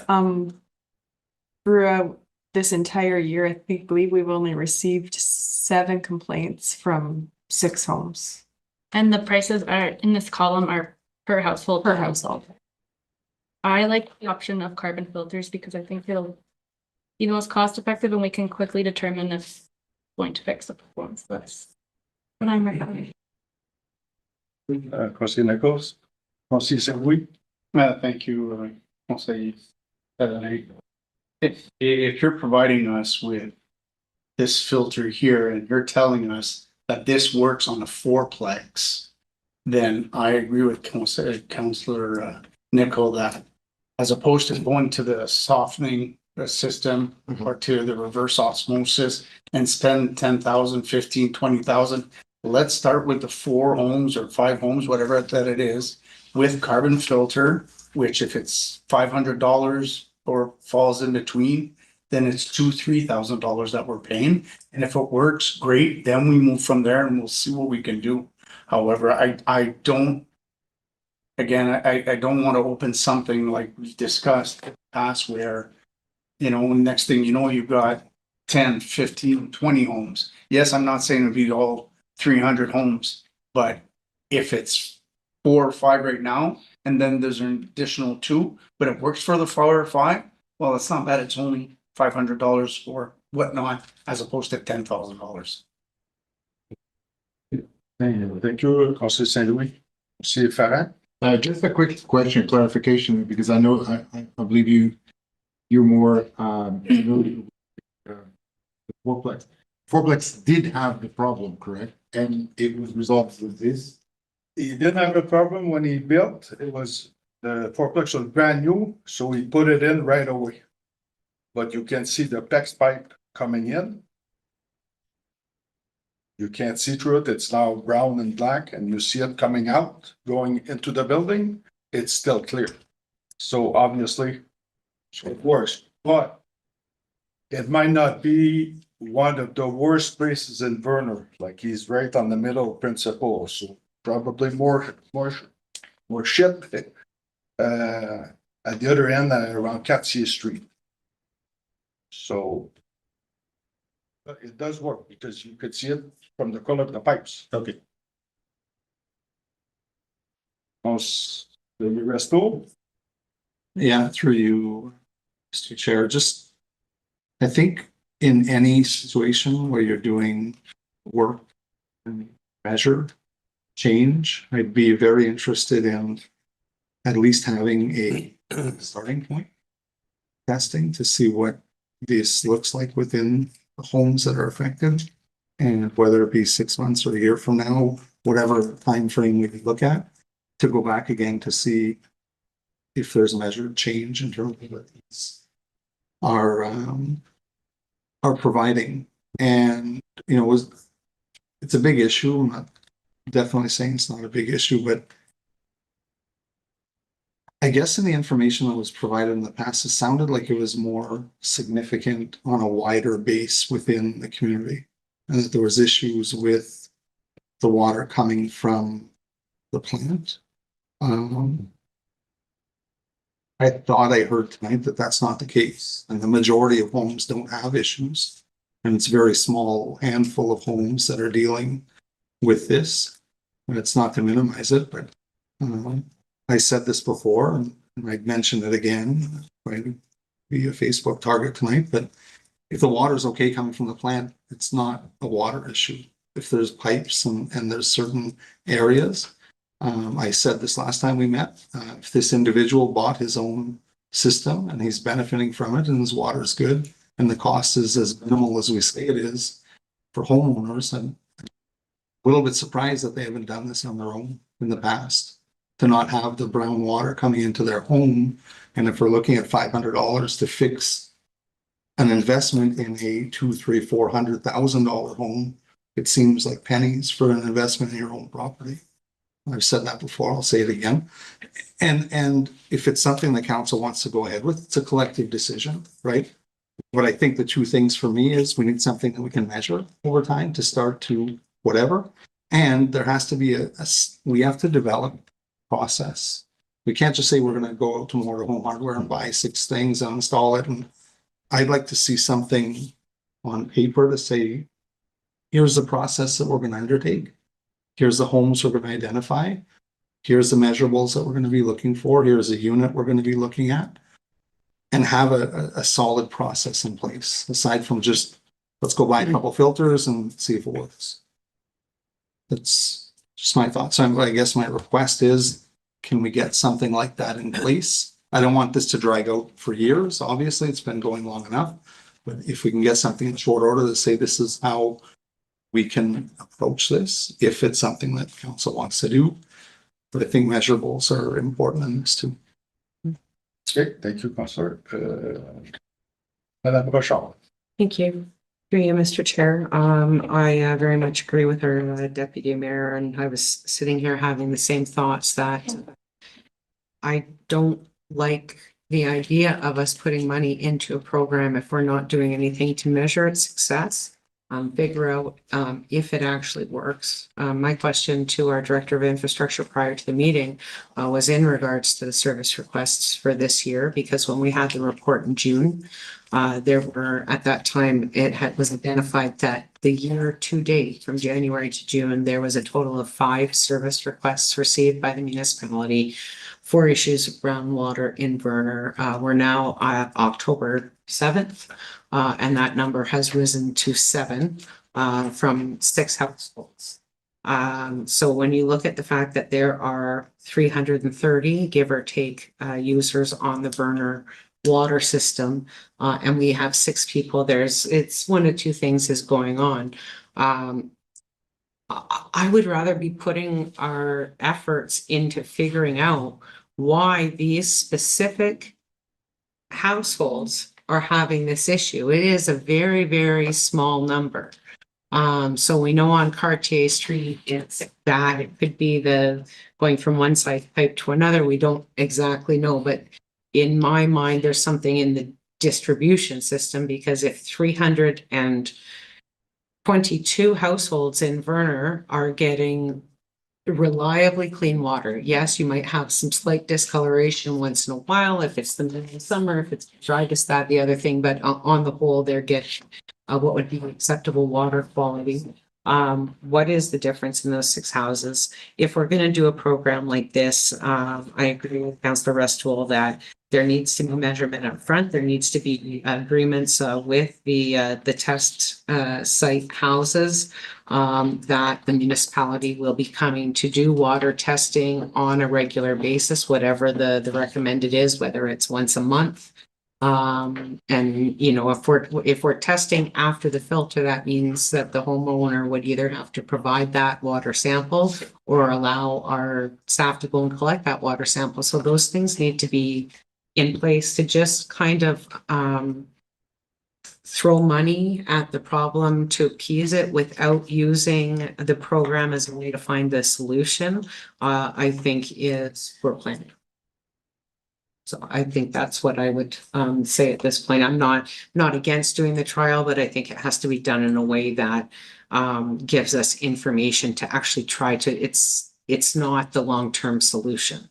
And so it needs to be done in a way where we're actually looking to figure out where the problem is and how we can get on top of it permanently. Thank you. Thank you, Madame Rochon. Before I go to Councillor Barrett, it's always been from the part, it's the worst spot is on Cartier Street, right coming out of the plant. Mhm. The further you go, the less it happens. Because by that time, the Concentration. concentration fell down, or comment je dirais ça, c'est the further it goes, the cleaner it gets. That's why they wanted to try to put the pipe in to go on the other side of the track and do a loop and burn the reverse. So when this is not happening anytime soon. Seems like. For the number 5 on page 47, settings, you mentioned how there's no evidence that the filters, how could you see they work or not? That's very easy. When you start losing your pressure in the house, your filter's getting plugged. That's how we know when to change them. Very simple. I just thought I'd let you know. Yes, it's more, do we rely on the homeowner for that, or? The way Do we you go and have a- test the house. Place where we're gonna replace every so many months, do we have the homeowner replacing? Because if the filters aren't properly maintained, then it's not effective at all. We know that 100%. And then do we do testing in the home prior to installing filters so that we know what we're actually looking at to have a problem? Because we did do testing in some of these homes, I believe in 2024. And in the majority of the homes, when the tests were done and the water was run for a minute prior to the test being done, which is how you conduct a test. Not always, but most of the time, the discoloration disappeared and it wasn't an issue. So it's like there's, I'm not saying we can look at a program if that's what council chooses, but there's more to it than just buy filters and install them. Councillor Farah. Thank you, Mr. Chair. But I agree that, I totally agree that there has to be a way to measure the effectiveness. And I was in no way suggesting that we just blindly do this. I'm just suggesting that doing nothing is not an option. I just want to touch on a point that Councillor Stool made in relation to if it's so cheap, why haven't people invested in this for their own households? And I think most residents who are affected by this would respond to that they are paying for clean water. And therefore, why should they have to invest $500 or $1,000 to get that clean water when they're already paying? And I think asking them, saying, well, I think it's a little bit like, you know, if your house doesn't get the voltage that you usually get with your electricity supply, and you just talk to, well, go buy a transformer and get the right voltage. You know, we're paying for electricity at a certain voltage. So, and also, let's not forget, and I think Councillor Pellerin will agree with me on this, because he is, he's in the community and he's getting a lot of the complaints. A lot of people are affected by this and they are not filing service requests because they see it as pointless. They don't see that making a service request will change anything. And so they get tired and they get exasperated and they give up. So let's not forget that, not everyone feels like they should be making service requests because they don't see the point. Thank you, Councillor Farah. Yes, Madame Rochon. Thank you, through you, Mr. Chair. Just say on the point of service requests, that one of the initial reports that we received, and I mean, we've talked about this several times at council now, so I can't remember which one, but there was actually a list of service requests dating back to when the chemical was changed, which was 2018, 2019.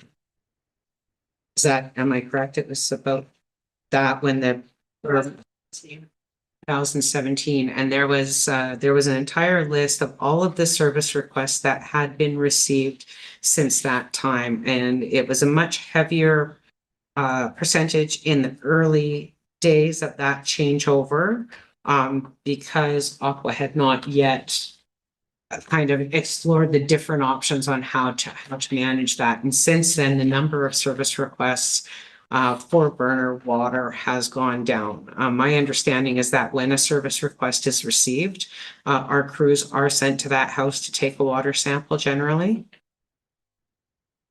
Typically, yes. Okay. I'm not sure that they do it every single time. If it's a no one home, then If it's no, but if it's somewhere where we're not sure, then Last year, then they there was a check it. trial of 6 houses.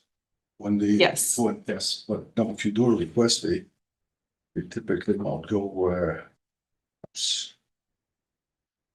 And we don't have the number of how many requests are. I don't know that. If I were having persistent problems, I would be calling in every time I experienced the problem, because at the very least, I would want to have it documented somewhere. So I'm not convinced that people are not making service requests. because of the system. Like I would think that if somebody was experiencing the kind of discolored water that we have seen, that there would be calls coming in to the municipality, and at only 7 from 6 households for all of 2025. And that's the thing. So if the residents of Verner, if there is a wider swath of residents of Verner that are experiencing issues with their water system, we need them to call in, because we cannot identify the depth of the problem unless we have that information. So if people are not calling in, how are we supposed to figure out how bad it is, what it looks like on a map, where the dots are, whether it could be distribution? So, you know, we absolutely need the residents of Verner who do have this experience to call it in, so we can use that data to try to come up with solutions. Otherwise, we're just, you know, like kind of swinging in the dark. And so I just, you know, if people are having problems and not calling in, I would say call in, please. Thank you. Madam Mayor, I've been singing that song for the last couple of years, and people are so fed up. Like, let's go see. Oh, you see people. Well, go see if, like, for Councilor Ferrand, they're fed up. They don't believe in the system anymore. Some of them, they know their neighbors that call. Oh, okay, the neighbor called. They know. A lot of people are like this. This neighbor called. They know. So why should I call? That's the mentality, and I understand, and I keep telling them, call anyway. But I understand their side. Go see Chris. I'll see Tom there. Sorry.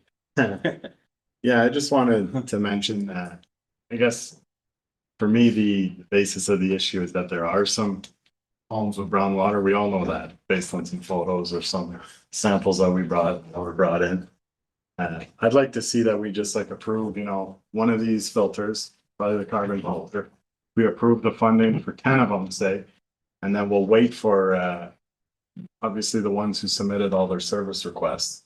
There's some people who came to that Verner meeting that, to me, they had very viable concerns and complaints.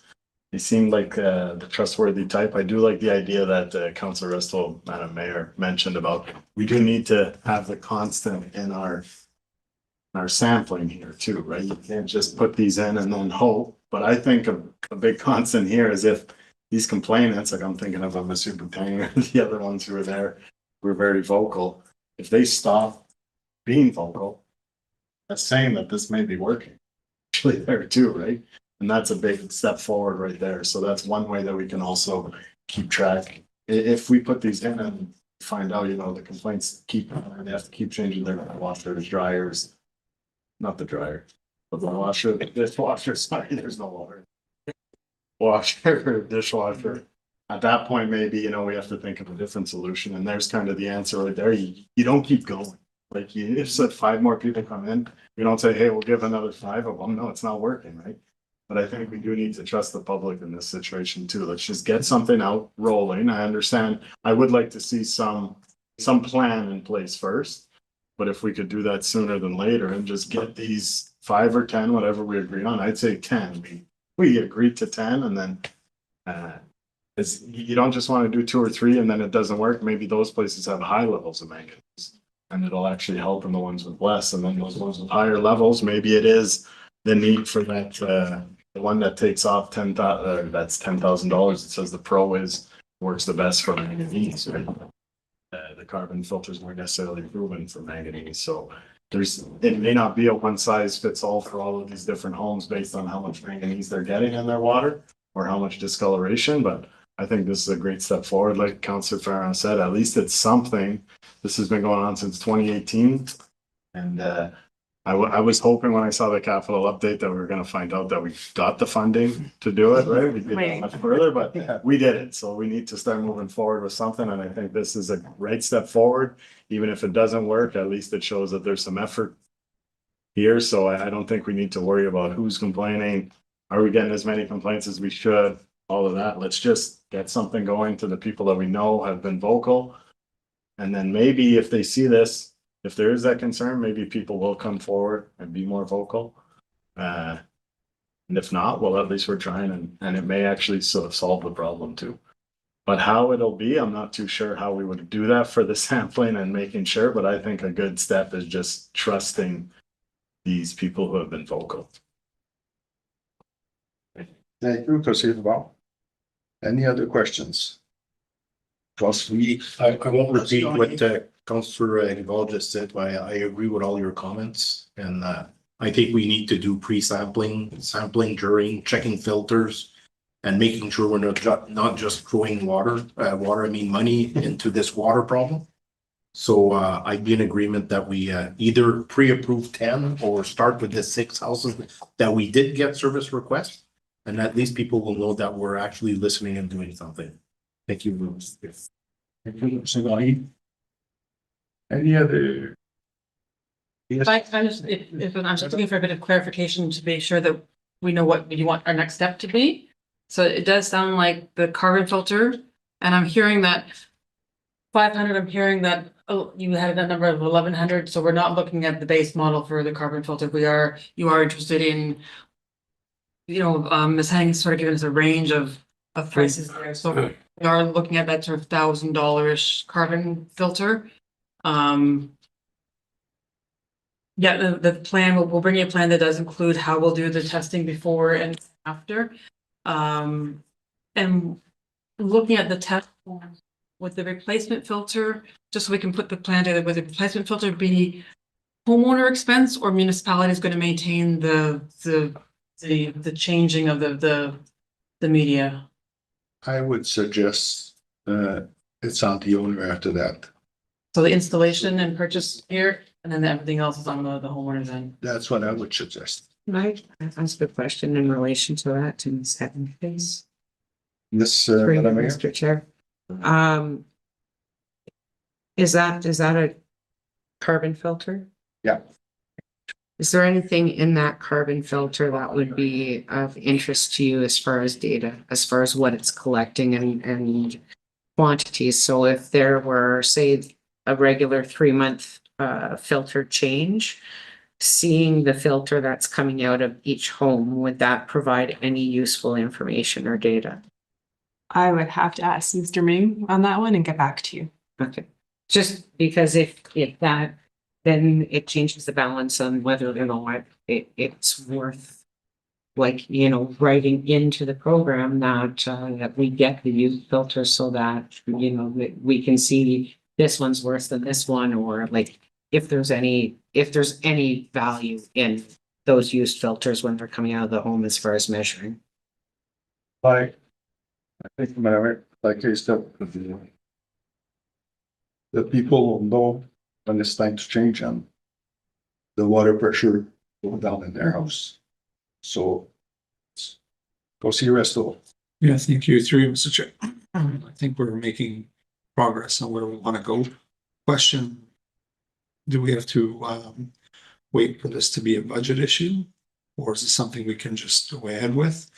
And the second part, which is a little bit different question, I'll just say it both now. I would feel a lot more comfortable with it if, like I mentioned, we have some type of agreement with the homeowners who are going to be installing these where they're aware that the cost is on them for the filters and that we have through our experts on the team when they should be changed and that they're going to maintain that schedule because, obviously I agree they're going to want the best they can get, right? But if you don't have these things in place, it's easy just to not do it for 2 weeks or 3 weeks and it doesn't work for 3 months and you don't think it works. So it just goes to somewhere below us. And it's not followed up on. So I'd just like to see something, an agreement in place that we're committing to this, homeowners are committing to this, and this is the process and the testing. And I don't think it has to be 6 months to figure this out, but I'd like to see something in place at least to say we're committing, they're committing, it's vital, and if it's a budget issue. That goes without saying, we have an agreement with each owner. Before I go to, yes, Oh, I was just gonna answer the budget issue. So it's one of those things that when we bring a report back to council on, 6 homeowners at this price and, no, maintenance on the homeowners, I'll also include sort of what the overall budget impact and it is. And so because of the timing of the year we are, it might be a next year, but you can certainly commit the budget now, and certainly we'll talk about it if we're able to get things rolling. So we're able to get things rolling by December, how we're gonna fund it and what it looks like, absolutely. okay, yes, I don't think $10,000 is a big issue to try it out. Councillor Rivera. Thank you. Yeah, well, I just heard in the last update that we saved about $110,000, so 10,000 seems possible, but yeah, I agree. And I'd like to see that in the first year that it is us providing the filters on a timed. That's a good constant as well, right? Instead of trusting that they change a filter or that they don't change the filter. I'd like to see something in the agreement, like the first year is whatever it is, if it's 3 months a filter, it's paid for. I don't know if they put it in or we put it in based on how that works for staff going into people's homes. But at least there's that constant where, say someone's changing it every month and it's working, then we give it to someone else and they change it every 7 months and we keep getting complaints. At least then we'd have a best practice. If this does work, we could give it to people, this is what you have to do for your water to be clean. We'd have more information there, but I'd like to see at least 1 year for our sampling and for the program that way. Thank you, Councillor Rivera. I don't think it would be our staff that would be installing these filters. It would be a contractor or themselves if they could. Like I've got one at the lake and install myself. It's you don't need to be a scientist, but not everybody can. And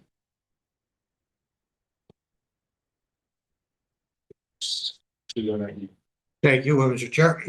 That was actually my question is now, do we just give them the unit, they install it, or we get a professional or our team goes in to replace them because they have to be installed right. If there's a mistake, they won't run. So, now will this be included if we hire a company? Would you consider that being included in the price that we pay for the whole thing or they pay for the installation? Since we're paying for the unit, that's another, sometimes the installation could be just as much as the unit itself. the price that Ms. Jennings put in there, that was the installation was included. And that was the price that I got from a contractor. Would range from 500 to $1,000. Again, depending on which size of the filter you'd be putting in, and not all houses are built the same way, so my pipes are all exposed in the basement, so it's very easy to do. Some houses might be a little bit different. Some houses, if it should be behind walls because you got to have access to your valves and all this. It's you have your hand up, Councillor Gagné? Yeah. Yeah, Councillor Gagné. Yeah, I agree if we can get this moving, and if it is a budget issue, we did save money, but we still have money left in our discretionary grant from council that we can, we maybe pick some money out of there too, because there is a few thousand.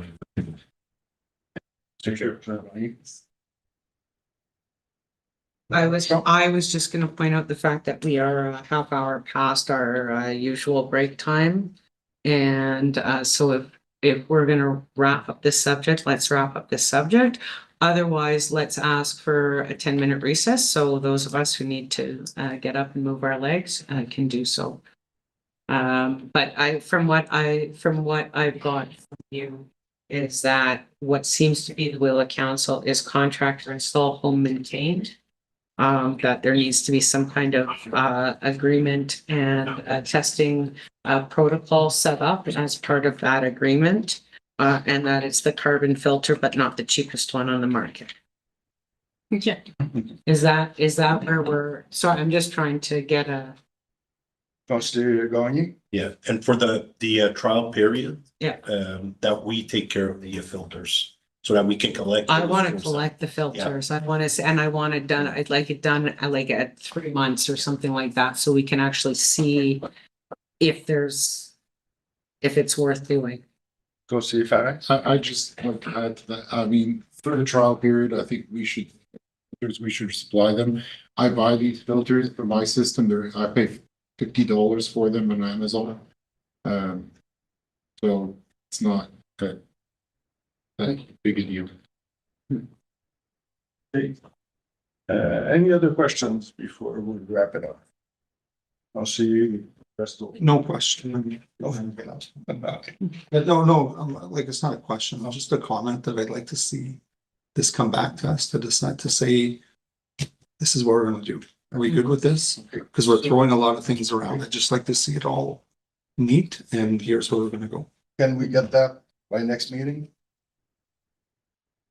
But just as far as reasonable timelines. One question too. Counselor Halloran might have more info, or staff might have more info, but is this a winter issue for the watercolor? Or is it more summer? Summer. So not that we want to push it to keep it going, but if we take a fair amount of time to get this in place, we're still gonna have to purchase and contract contractors. And I asked the question because if it's something that's happening right now, then yeah, let's do it next week. But if it's more a spring issue, we do have a little bit of time to get things in place correctly before we move ahead. The discoloration is not a winter issue. It's a little worse in the summer, but it's a year-round issue. These pictures were taken today. Please give us an honest opinion of the reasonable expectation that our director of infrastructure could put together some kind of policy for review in a meeting 2 weeks from now? Or would it be more reasonable to say 4 weeks from now? We need to set honest expectations. And Madam Clerk who often assists us with getting things drafted as well. I think to be noted too is that we definitely need some legal advice on this because there's a lot of liability on the municipality going into homes and doing this. So that's going to take some time to put together as well to get like a proper legal opinion on how we can do this without, the liability on ourselves. You're saying 4 weeks would be that. Or 6. Well, let's aim for 4. Fully. Okay, so that would be the first meeting of November. I'm not at that meeting. Okay, so that would then, and is water and sewer usually first meeting or is it not usually? It's usually It's go either. Okay, so why don't we give that as here, we'll put that on the agenda for the very first meeting with our new CAO. So I believe November 17th. Trial by fire. Or by water, I guess. So that's it. Awesome. Okay, back to you, Madam Mayor. Thank you all for good discussion on item. I will take a mover and a seconder for recess. Please, every hand went up, so we'll Councillor Resto and Councillor Larrabee, please. Moved by Councillor Ristoul and seconded by Councillor Larrabee. At approximately 8:35 PM, a motion was tabled for a 10-minute recess. Okay, all in favor?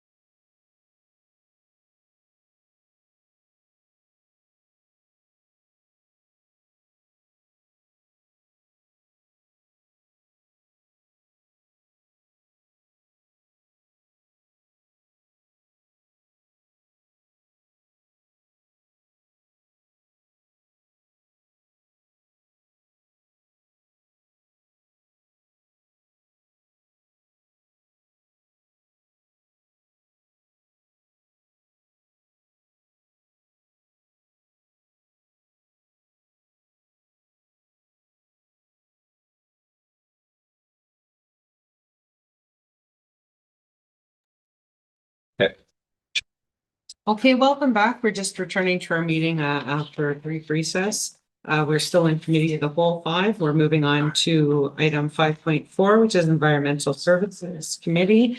And I will pass the floor to Chair Councillor Nicol. Thank you, Madam Mayor. A few meetings ago, we had a delegation from. Now direction is needed on whether or not we want to participate. I'll open the floor for any questions or comments. Ms. Henning actually just gave us all a new memo. If anybody has any specific questions to that. Same memo Oh, that's same. provided last meeting. Oh, thank you. Questions or comments?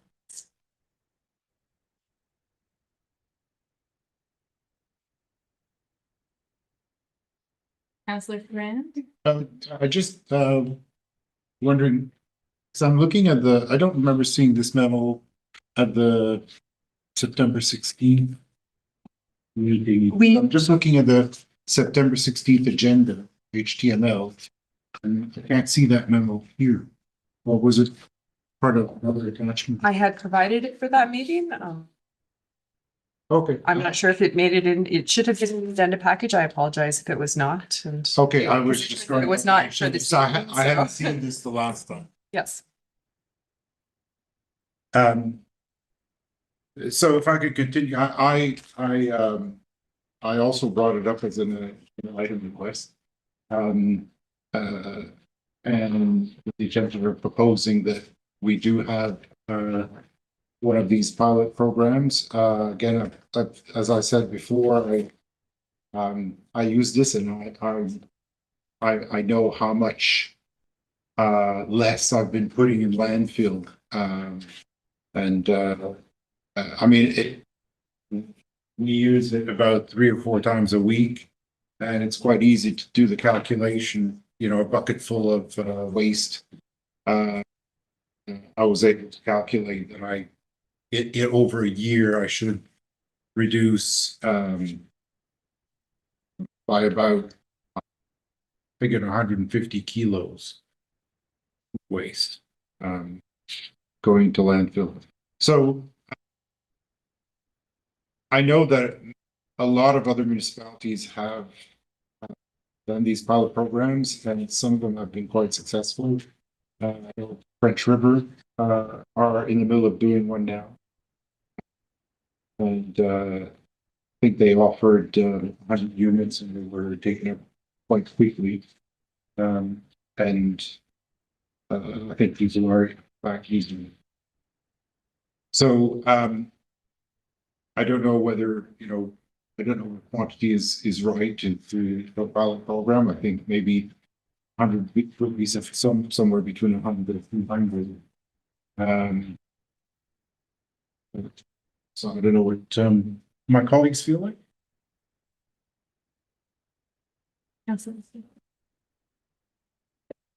Through you, Madam Chair, I guess a couple questions. I appreciate the memo and towards the end of the memo, talking about looking at different sources for these type units and units as well. And again, don't come at me too hard, but we just spoke about water and issues in Verner, and the cost could be $500 for a home to take care of their water issue. And we're not at a point where we want to propose that to taxpayers to pay for their own unit. But our next agenda item here, we have it proposing that individuals pay $200 or $300 to acquire a recycling unit for their home. There's not a very big difference in costs there, and we're opposed to putting this on taxpayers' backs to fix or to assist with addressing their water issue. But now we have another item here that would say, well, this we can ask taxpayers to pay. We can not 5 or 6 people or 10 people, 200 people, we're gonna have taxpayers too, and investment from the municipality is gonna be $20,000 off the bat, not 5,000 or 6,000. So I'm just struggling with, we have 2 issues here, and one, we seem to want to support doing this and not put it on the taxpayer, but now we're saying, yeah, we can do this, all this cost we can shift off. And I know it's people's, whoever wants to do it can do it, we're not forcing it on people. But I know I hear in the community that costs that we're putting on taxpayers through tax levies and increases is getting to be to the point of being unbearable. The other comment I'd make, I don't even know if I want to make it, but I kind of think it when I read this is it the haves and have-nots, where people who can afford it, you can do this, but lower income homes, which might not be able to, you can't do this. So just some concerns about it myself. That's it. Sorry. Anybody else? Not mine. Okay, for you, Chair. I tend to agree with Councillor Restool again, in the fact that I think for this to be of value to the municipality overall, there would have to be some kind of evidence that it would result in significant diversion rates, and at 100 households or 200 households, we're not going to necessarily accomplish anything that would see a significant cost savings on the operational side. And so, you know, then as Councillor Restool said, we're spending money for a program that doesn't necessarily you know, have a great impact on, you know, how much waste we're seeing in our landfills, or, you know, what the lifespan of those facilities is going to be, and therefore whether or not you know, I think it's a great product. I've seen it. I've got a friend who's participating in the trial in Renfrew. And I've seen it in action, and they are quite fascinating, you know, from an individual household perspective. But for me to support it, it would have to have kind of a benefit to an overall benefit to the municipality, an overall benefit to all taxpayers, and not just the 100 homes that we were subsidizing. Thank you. Councillor Larrabee? Thank you, Madam Chair. I tend to agree also with what Councillor Jamie mentioned. It's if I want the unit, then I'll go and buy the unit and I'll install. To ask for the taxpayers to pay for my unit or a portion of that unit, I'd have a hard time with this, especially when we have situations like the Verner, which water is essential for life, you know, and so I guess we have to pick and choose the project. So this one here, I like the idea with composting, perfect, but I don't see it putting on the back of taxpayers. Thank you. Everybody. No, not so much anymore. I guess I just really like the comment, Councilor Russell, the haves and have nots. That's what I see something like this kind of program is. After searching when we got the representation, I know this wouldn't be the one company that we go with, but I saw that, you know, they justify it as $600, $300 down from the company. If you buy in bulk, then you look on the website, they're selling for $350. And then I looked on the website a month later, they're selling for $380. Like I highly doubt they ever even sell them for $600, you know? So just that whole aspect to me, I don't like that. Where either, you know, oh, we're giving you such a great deal because they're buying 300 subsidized, then you have to pay 100, and they have to pay 200. It's not really saving much. I do believe maybe it's something of, you know, it's nice that this has been brought forward now, and as people use them, maybe that will in turn lower it, but because it's haves or haves nots, because I believe a lot of people are having a hard time making ends meet. They're definitely not going to have the money even to purchase something that's $200 after it's been subsidized by the company. It's $80 and then $100 from the municipality. I just don't see it as being great benefit to the majority of our taxpayers. It would be people like my mom and dad and not myself would be able to get one of those. So that's my comment there. Ronnie? Yeah, I agree with the comments, and I think our procurement process would force us to go out if ever we decided to move forward. And the other thing I didn't like about the presentation or the requested solution was that our staff would have to actually take care of the units and deploy them, which would be additional workload for staff. So for those reasons, people want them by yourself, and you're making our dumps have more spaces for longer lifespan. I think the consensus is we do not favor it. Well, oh, sorry, council. I just want to make one last point. I don't think the point is, the point of this is the pilot program. And it's to do a test with 100, let's say 100 households and see and try to quantify how much we are not putting in our landfill. And then to look at it and see whether on a larger scale, it would make a difference.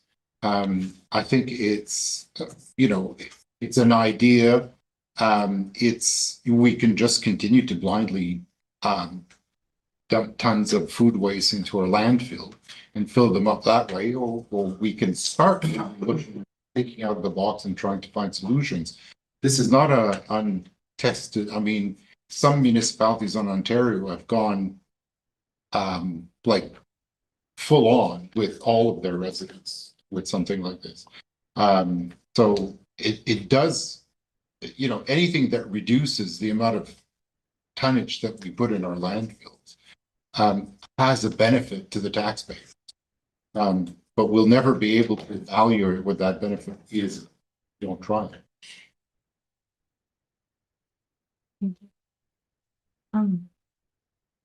I'll just make a comment. I think I appreciate the idea and I think it would be more successful in a more of an urban area, but we have a lot of rural residents and I think a lot of them feed scrap foods to chickens, I won't say that, or other animals. And I think it would be hard to gauge if it would be successful, but maybe eventually down the road, it could be something we revisit. But for now, I think there's not much appetite to move forward. I guess not. I'd just like to add, like, it is true what Councillor Farah is saying, like the diversion. I do know in the past, we used to have a program, I don't know if it was here, but they had like the composting systems that you just spin, like those very passive composting systems are much more cost efficient. I'd be willing to look at a program like that, but something like this with a private company after being told that $300 saving and it's still costing people $200 after the town puts $100, that kind of puts me off a little bit. As for your chickens, yeah, I feed my food scraps to my licensed dog.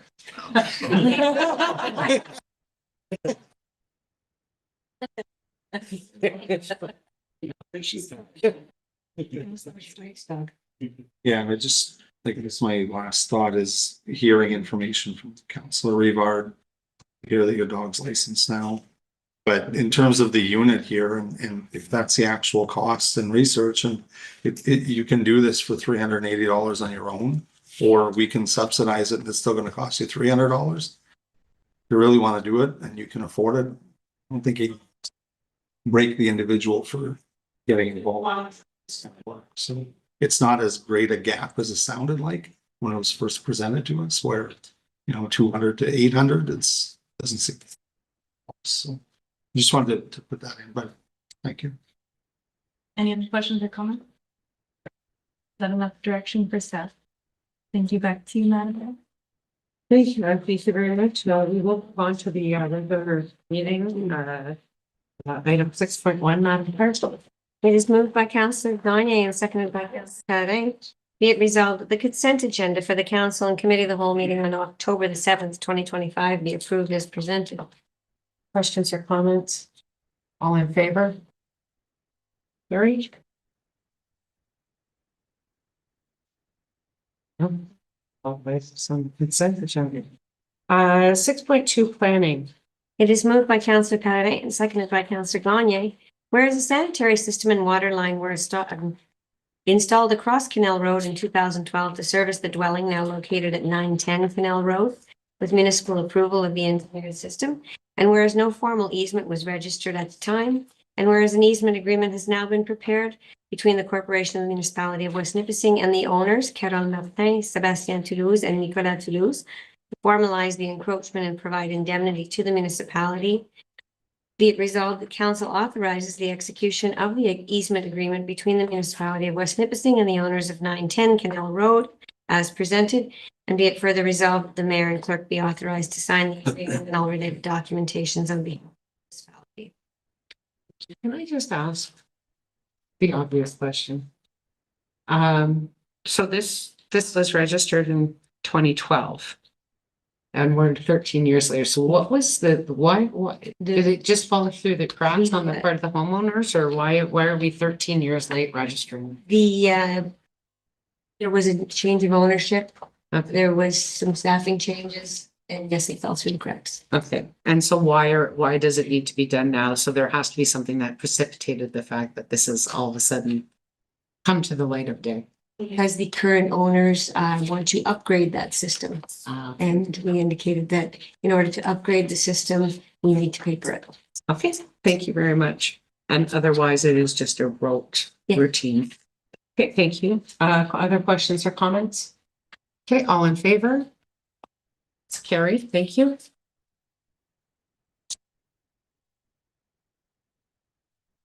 It is moved by Councillor Gagne and seconded by Councillor Pellerin, whereas Champagne Custom Builders is the owner of lots 37, 38, and 39, Plan 24 and 30, municipally known as 55 Bain Avenue in Cache Bay.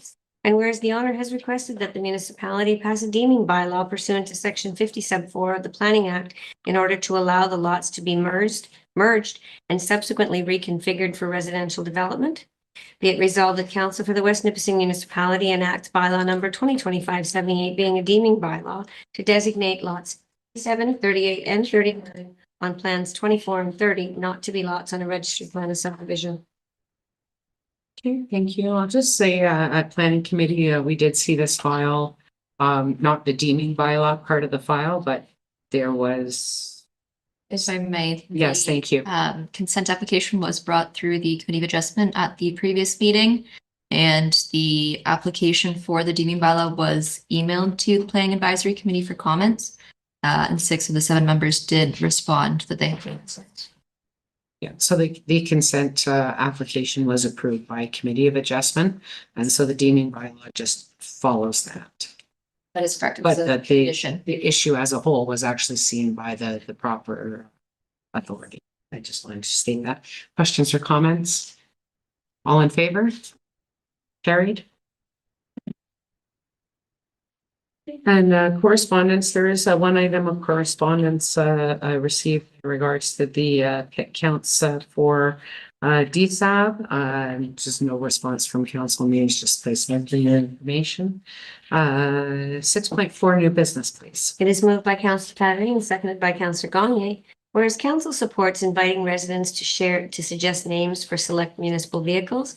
Be it resolved that council authorizes the community naming of municipal vehicles initiative as outlined in September 11th memo from communications, and that a budget of $1,400 be approved as per the procurement policy, and that communications shall run the submission, promotion, staff shortlist entries, and council approve final names. Questions or comments? All in favor? It's carried. Thank you. It is moved by Councillor Gagne and seconded by Councillor Pellerin.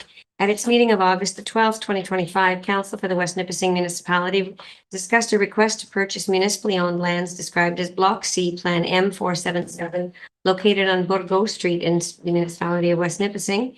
And whereas council has determined that the said lands are not required for municipal purposes, be it resolved that the lands described as Block C, Plan M477, Bourgault Street, Sturgeon Falls, be and are hereby declared surplus to the needs of the municipality, and be it further resolved that staff are authorized to obtain an opinion of value for the property and report back with recommendations for next steps. Thank you.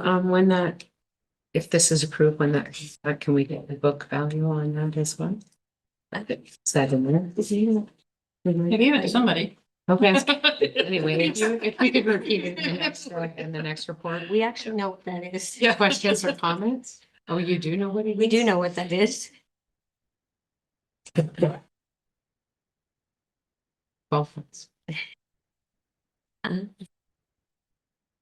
Palico.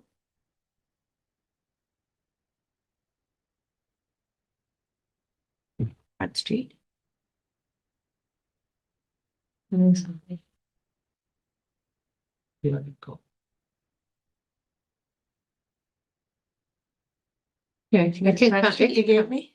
it can come back when It'll come back.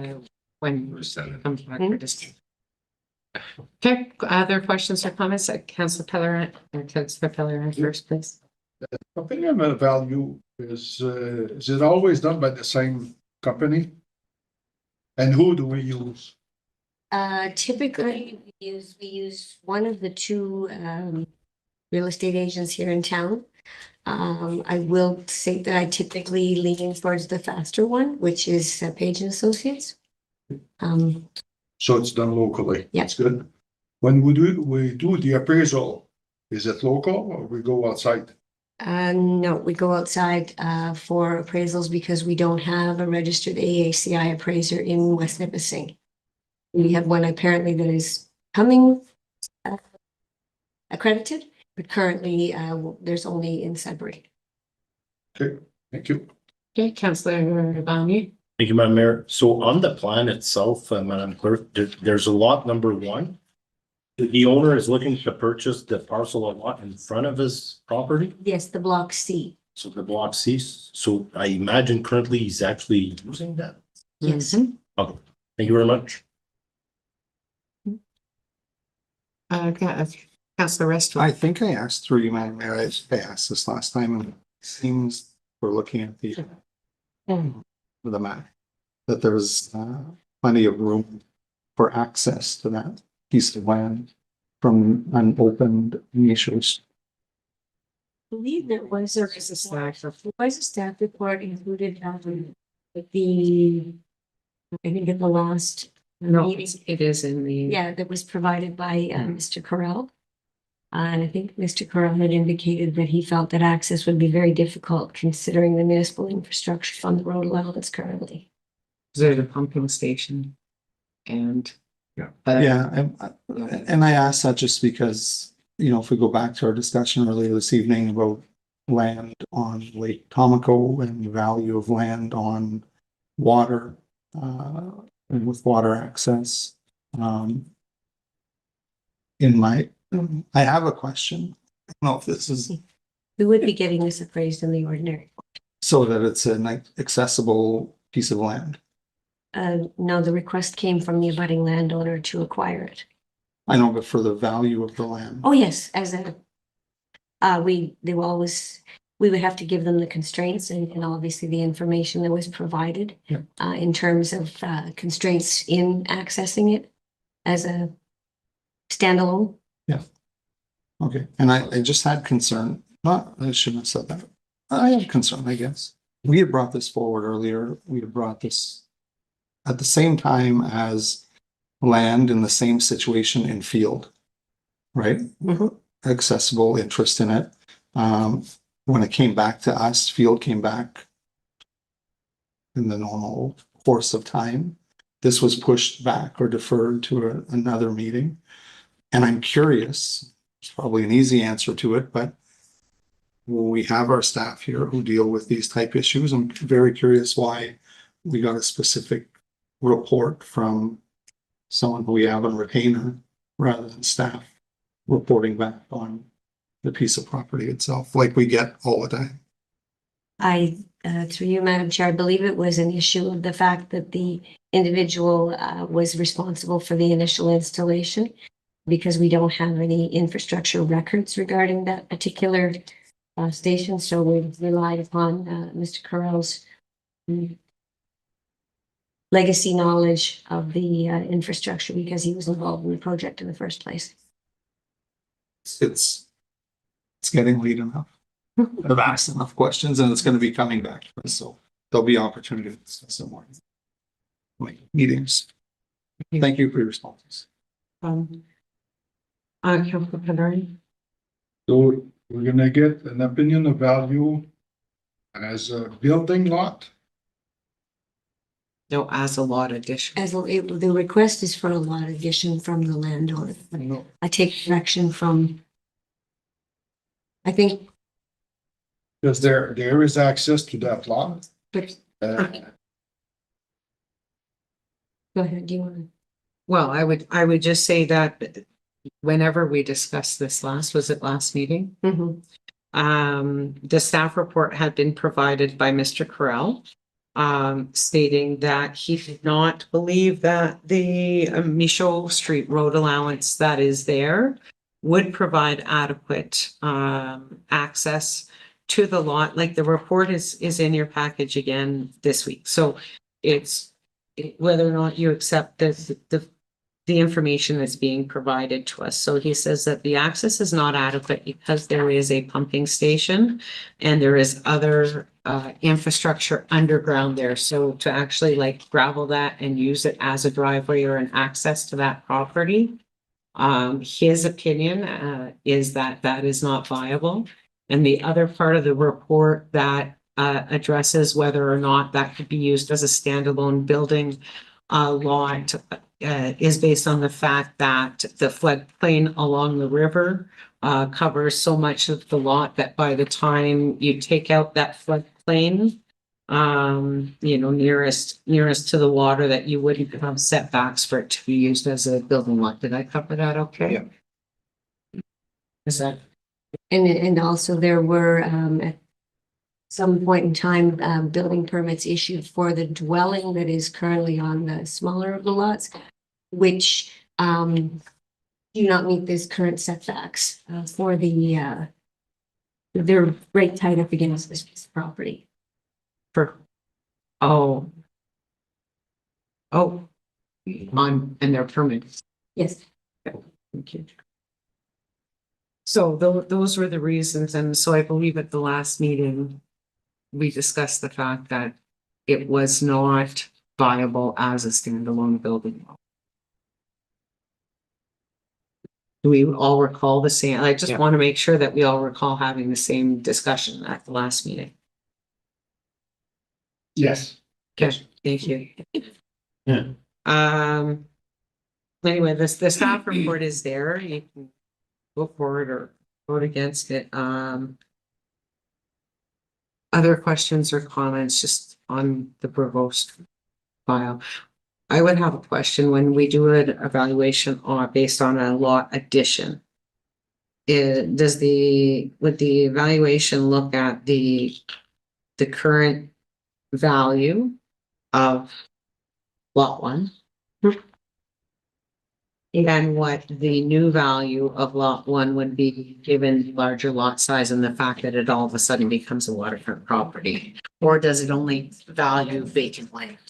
No, through you, Madam Chair, typically, property is valued on a per square foot basis based on the type of property. So the comparables for this would be waterfront sales and the value of it as on a square footage basis based on past sales of waterfront property. And Waterfront developed. yes, waterfront, and also the amount, the value added to this existing property is also taken into consideration, as well as the square footage. Thank you. Any other questions or comments?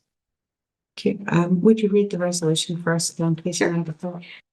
At its meeting of August the 12th, 2025, Council for the Municipality of West Nipissing discussed a request to purchase municipally owned land described as Block C, Plan M477, located on Bourgault Street in the West Nipissing Municipality.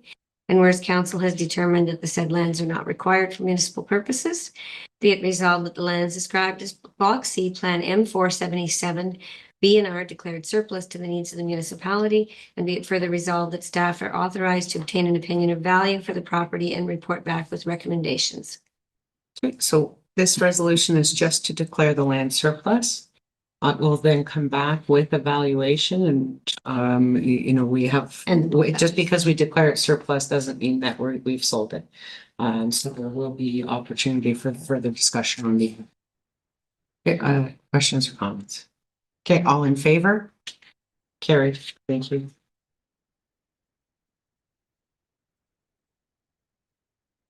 It is moved by Councillor Rivard and seconded by Councillor Nicol. Whereas Council discussed the Minnehaha Bay Wharf Rehabilitation Project at its meeting of September the 16th. And whereas Council supports the submission of a funding application to the NOHFC, the Northern Ontario Heritage Fund, under the Enhance Your Community program for the Minnehaha Bay Wharf Rehabilitation Project. And be it further resolved that the Director of Economic Development and Community Services, or as designated, be authorized to submit the application and all required documentation on behalf of the municipality. Okay. Questions, comments? All in favor? Carried. Yeah. It is moved by Councillor Nicol and seconded by Councillor Rivard.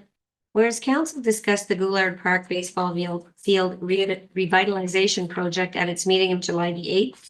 And whereas the municipality of West Nipissing recognizes the importance of revitalizing the Goulart Park Baseball Field to enhance recreational opportunities and community well-being. And whereas council has identified this project as a priority for investment and has reviewed the financial implications of undertaking the revitalization. Be it resolved that council approves the submission of a funding application to the Northern Ontario Heritage Fund for the Goulart Park Baseball Field Revitalization Project in the amount of $500,000. And be it further resolved that council confirms the commitment to contribute $603,494 from the capital budget towards the project. And be it further resolved that council commits to covering any project cost overruns should they occur. Any questions or comments? Councillor Pellerin? At the time, we had asked Mr. Poulin if we could get another idea or price on the wood posts for the park. I'm just saying that because I'm talking to a friend of mine, he plays ball in Sudbury, and that's what they use is hydro poles. They just put stuff at the Coniston Park, and I'm sure it's way, way, way cheaper than the steel pole. So if Sudbury can use hydro poles, I think if we did, I think we should look into it. And I took this opportunity to call the company, and they're about $7,000 a pole for 75 feet, which Hydro One uses, and they're strong enough for hydro, they're strong enough for a baseball field. That's We're going to be retendering for this project. It's something that we can consider, but initially our consultant, because of engineering and electrical, they had recommended not to go with wooden poles. Depending on the height you have to get to. So they recommend that it'd be more difficult to get an electrical engineer to stamp wooden poles, and the longevity of wooden poles would not be as long as steel poles. But it's something that I've discussed with them extensively after getting the first bid in. So this is something we're going to revisit when we do go to tender the second time. So this type of resolution basically is a prescribed resolution that NOHFC have requested us to bring back to council because we have made it to the stage 2 of the granting program. And the numbers provided to them were based on our consultants' estimates, which were steel poles. But we'll definitely look at the circumstances. I'll get him to look into the Coniston issue if it's something that they've done recently, to see if it's something that we could look at as well. okay. Thank you, because like I say, Hydro One uses these same poles, class 2 or class 3, and they do put the transformers up there. That's what I was saying to her, that we're going to be putting lights. Well, she said Hydro is going to put their own transformers up there, so it's not an issue. Okay, so this is just to approve the grant application, so it'll still come back when the RFQ goes back out and then the pricing comes back to us and we can have a discussion on that. Just one more comment, just to get back to the planners, or the consultant. Bridge on New Eugene Bridge. Okay. I'll just leave it at that. Okay, anybody else? Okay, all in favor? Carried, thank you. It is moved by Councillor Rivard and seconded by Councillor Nicol. Whereas requests for quotations were sought for the Dokes Road granular resurfacing, and whereas one quotation was received, and whereas council concurs with the recommendation received, it is resolved that the quotation for the Dokes Road granular resurfacing be awarded to French River Contracting, being the quotation meeting all specifications. What was the budget assigned for that? So we did the budget for this. I don't know if you want to explain. This is the one, and our CAO sent an email about a month and a half ago that we found out that our Nords fund, so the project we had to do, the funds had to be used by the end of this year. So this is actually the last step that would have been on next year's budget. So we have, this is entirely covered by the Nords fund. And, yeah, it was just to make sure that we could use all the funds and not, So this will actually, so this is the section that we brushed and ditched this year, and Yes. generally we would be doing the resurfacing in next year's capital budget. Yeah. And Our government is giving us money, so we're going to get the granular laid down before the end of the year. our capital budget for the previous section that we did this year was 250,000. Which Okay. is what this bid had actually Okay. come in at. So it is within what we would expect to pay for this year. So there's no budget implications. We're not spending any more money that we're not getting from somebody else.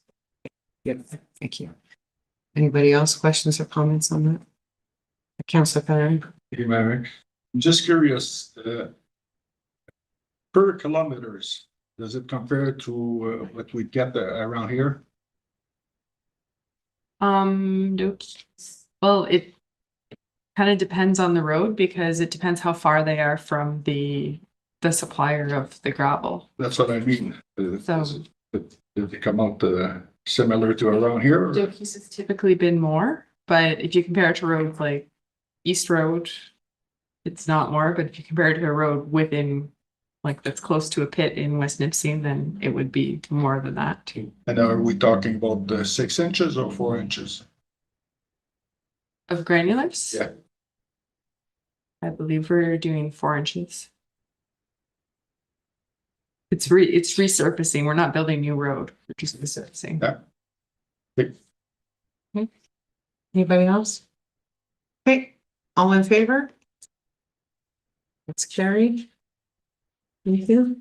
It is moved by Councillor Nichol and seconded by Councillor Rivard. Whereas council has received the staff memorandum dated October the 2nd, outlining a discretionary grant request from the West Nipissing General Hospital Foundation for the use of Marcel Noel Hall for a fundraising event with a requested fee waiver of $700. Be it resolved that council approves the discretionary grant application from the West Nipissing General Hospital Foundation for a fee waiver of $700 for the Marcel Noel Hall rental on October the 4th. Okay, questions or comments?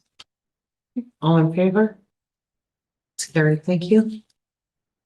No notice motion, no addendum, just quickly on the mayor's sort of report. As you all will have seen, or many people will have seen, our CAO, longtime CAO, 25 years, will be commencing his retirement with his last day being this coming Friday. With that being said, I know we've been working closely with Mr. Barbo over the last years. When we were elected, or most of us, a couple of members that came on midstream, but we were 9 people that never sat on council before. Jamie was the only one who knew what was going on around here, and Jay provided some very good advice, training, showing us the way. And I think as a council, we owe a lot to him for what we've been able to accomplish over the last 3 years, the way that we've been able to work together. And I just want to acknowledge not only his work with us as a council, but his work over the last 25 years in the municipality. A lot of people may not realize some of the big projects that he was behind, but without Mr. Barbo, we would not be the beneficial owners of West Nipissing Power Generation, which is a huge boon for our community. Things like it's the company DSI. It was involved in the attraction of DSI and other big investment into the community. Here during the construction of Minnehaha Bay, oversaw the acquisition of the Weyerhaeuser lands that we're working on, building up for the future of this community, and I'm sure the West Nipissing Community Health Center and what's happened there with the old Frank Casey School and how that's turned into a great community asset. So, I mean, there are people who are around a lot longer than I have who might be able to give a much longer list than that. But I just wanted to take an opportunity to recognize all of the work and contributions he's made to the community over 25 years. To thank him personally on behalf of this council for the work that he put in with us, getting us trained up and to the point where we are now. And wish him on behalf of this council all the best in his retirement. And just one other announcement, and I'm so impressed because I made this rhyme in French. But in Kansi, the pan et demain. And so please, everybody. What? In can? Et demain. Gotta slow it down. It rhymes and it's pretty cool, but please, residents of West Nipissing, pack up your donations for the West Nipissing Food Bank. The students and staff from Franco's Day will be everywhere tomorrow. And the West Nipissing Food Bank absolutely depends on this event every year to stock their pantries before the busy winter season. So please be generous, give where you can, and I really say hi and appreciate the kids and their families and the staff who are out on behalf of the food bank for that event. So thank you very much, everybody, and we will close her off, Matt. It is moved by Councillor Nichol and seconded by Councillor Rivard. Resolved that bylaw number 2025-79 being a bylaw of the West Nipissing Municipality to confirm the proceedings of council at its meeting held on October the 7th, 2025 shall come into force and take effect on the date it is passed. Okay, all in favor? Carried. Is moved by Councillor Rivard and seconded by Councillor Nichol. It resolved that the council committee of the whole meeting held on October the 7th be adjourned. Okay, all those in favor?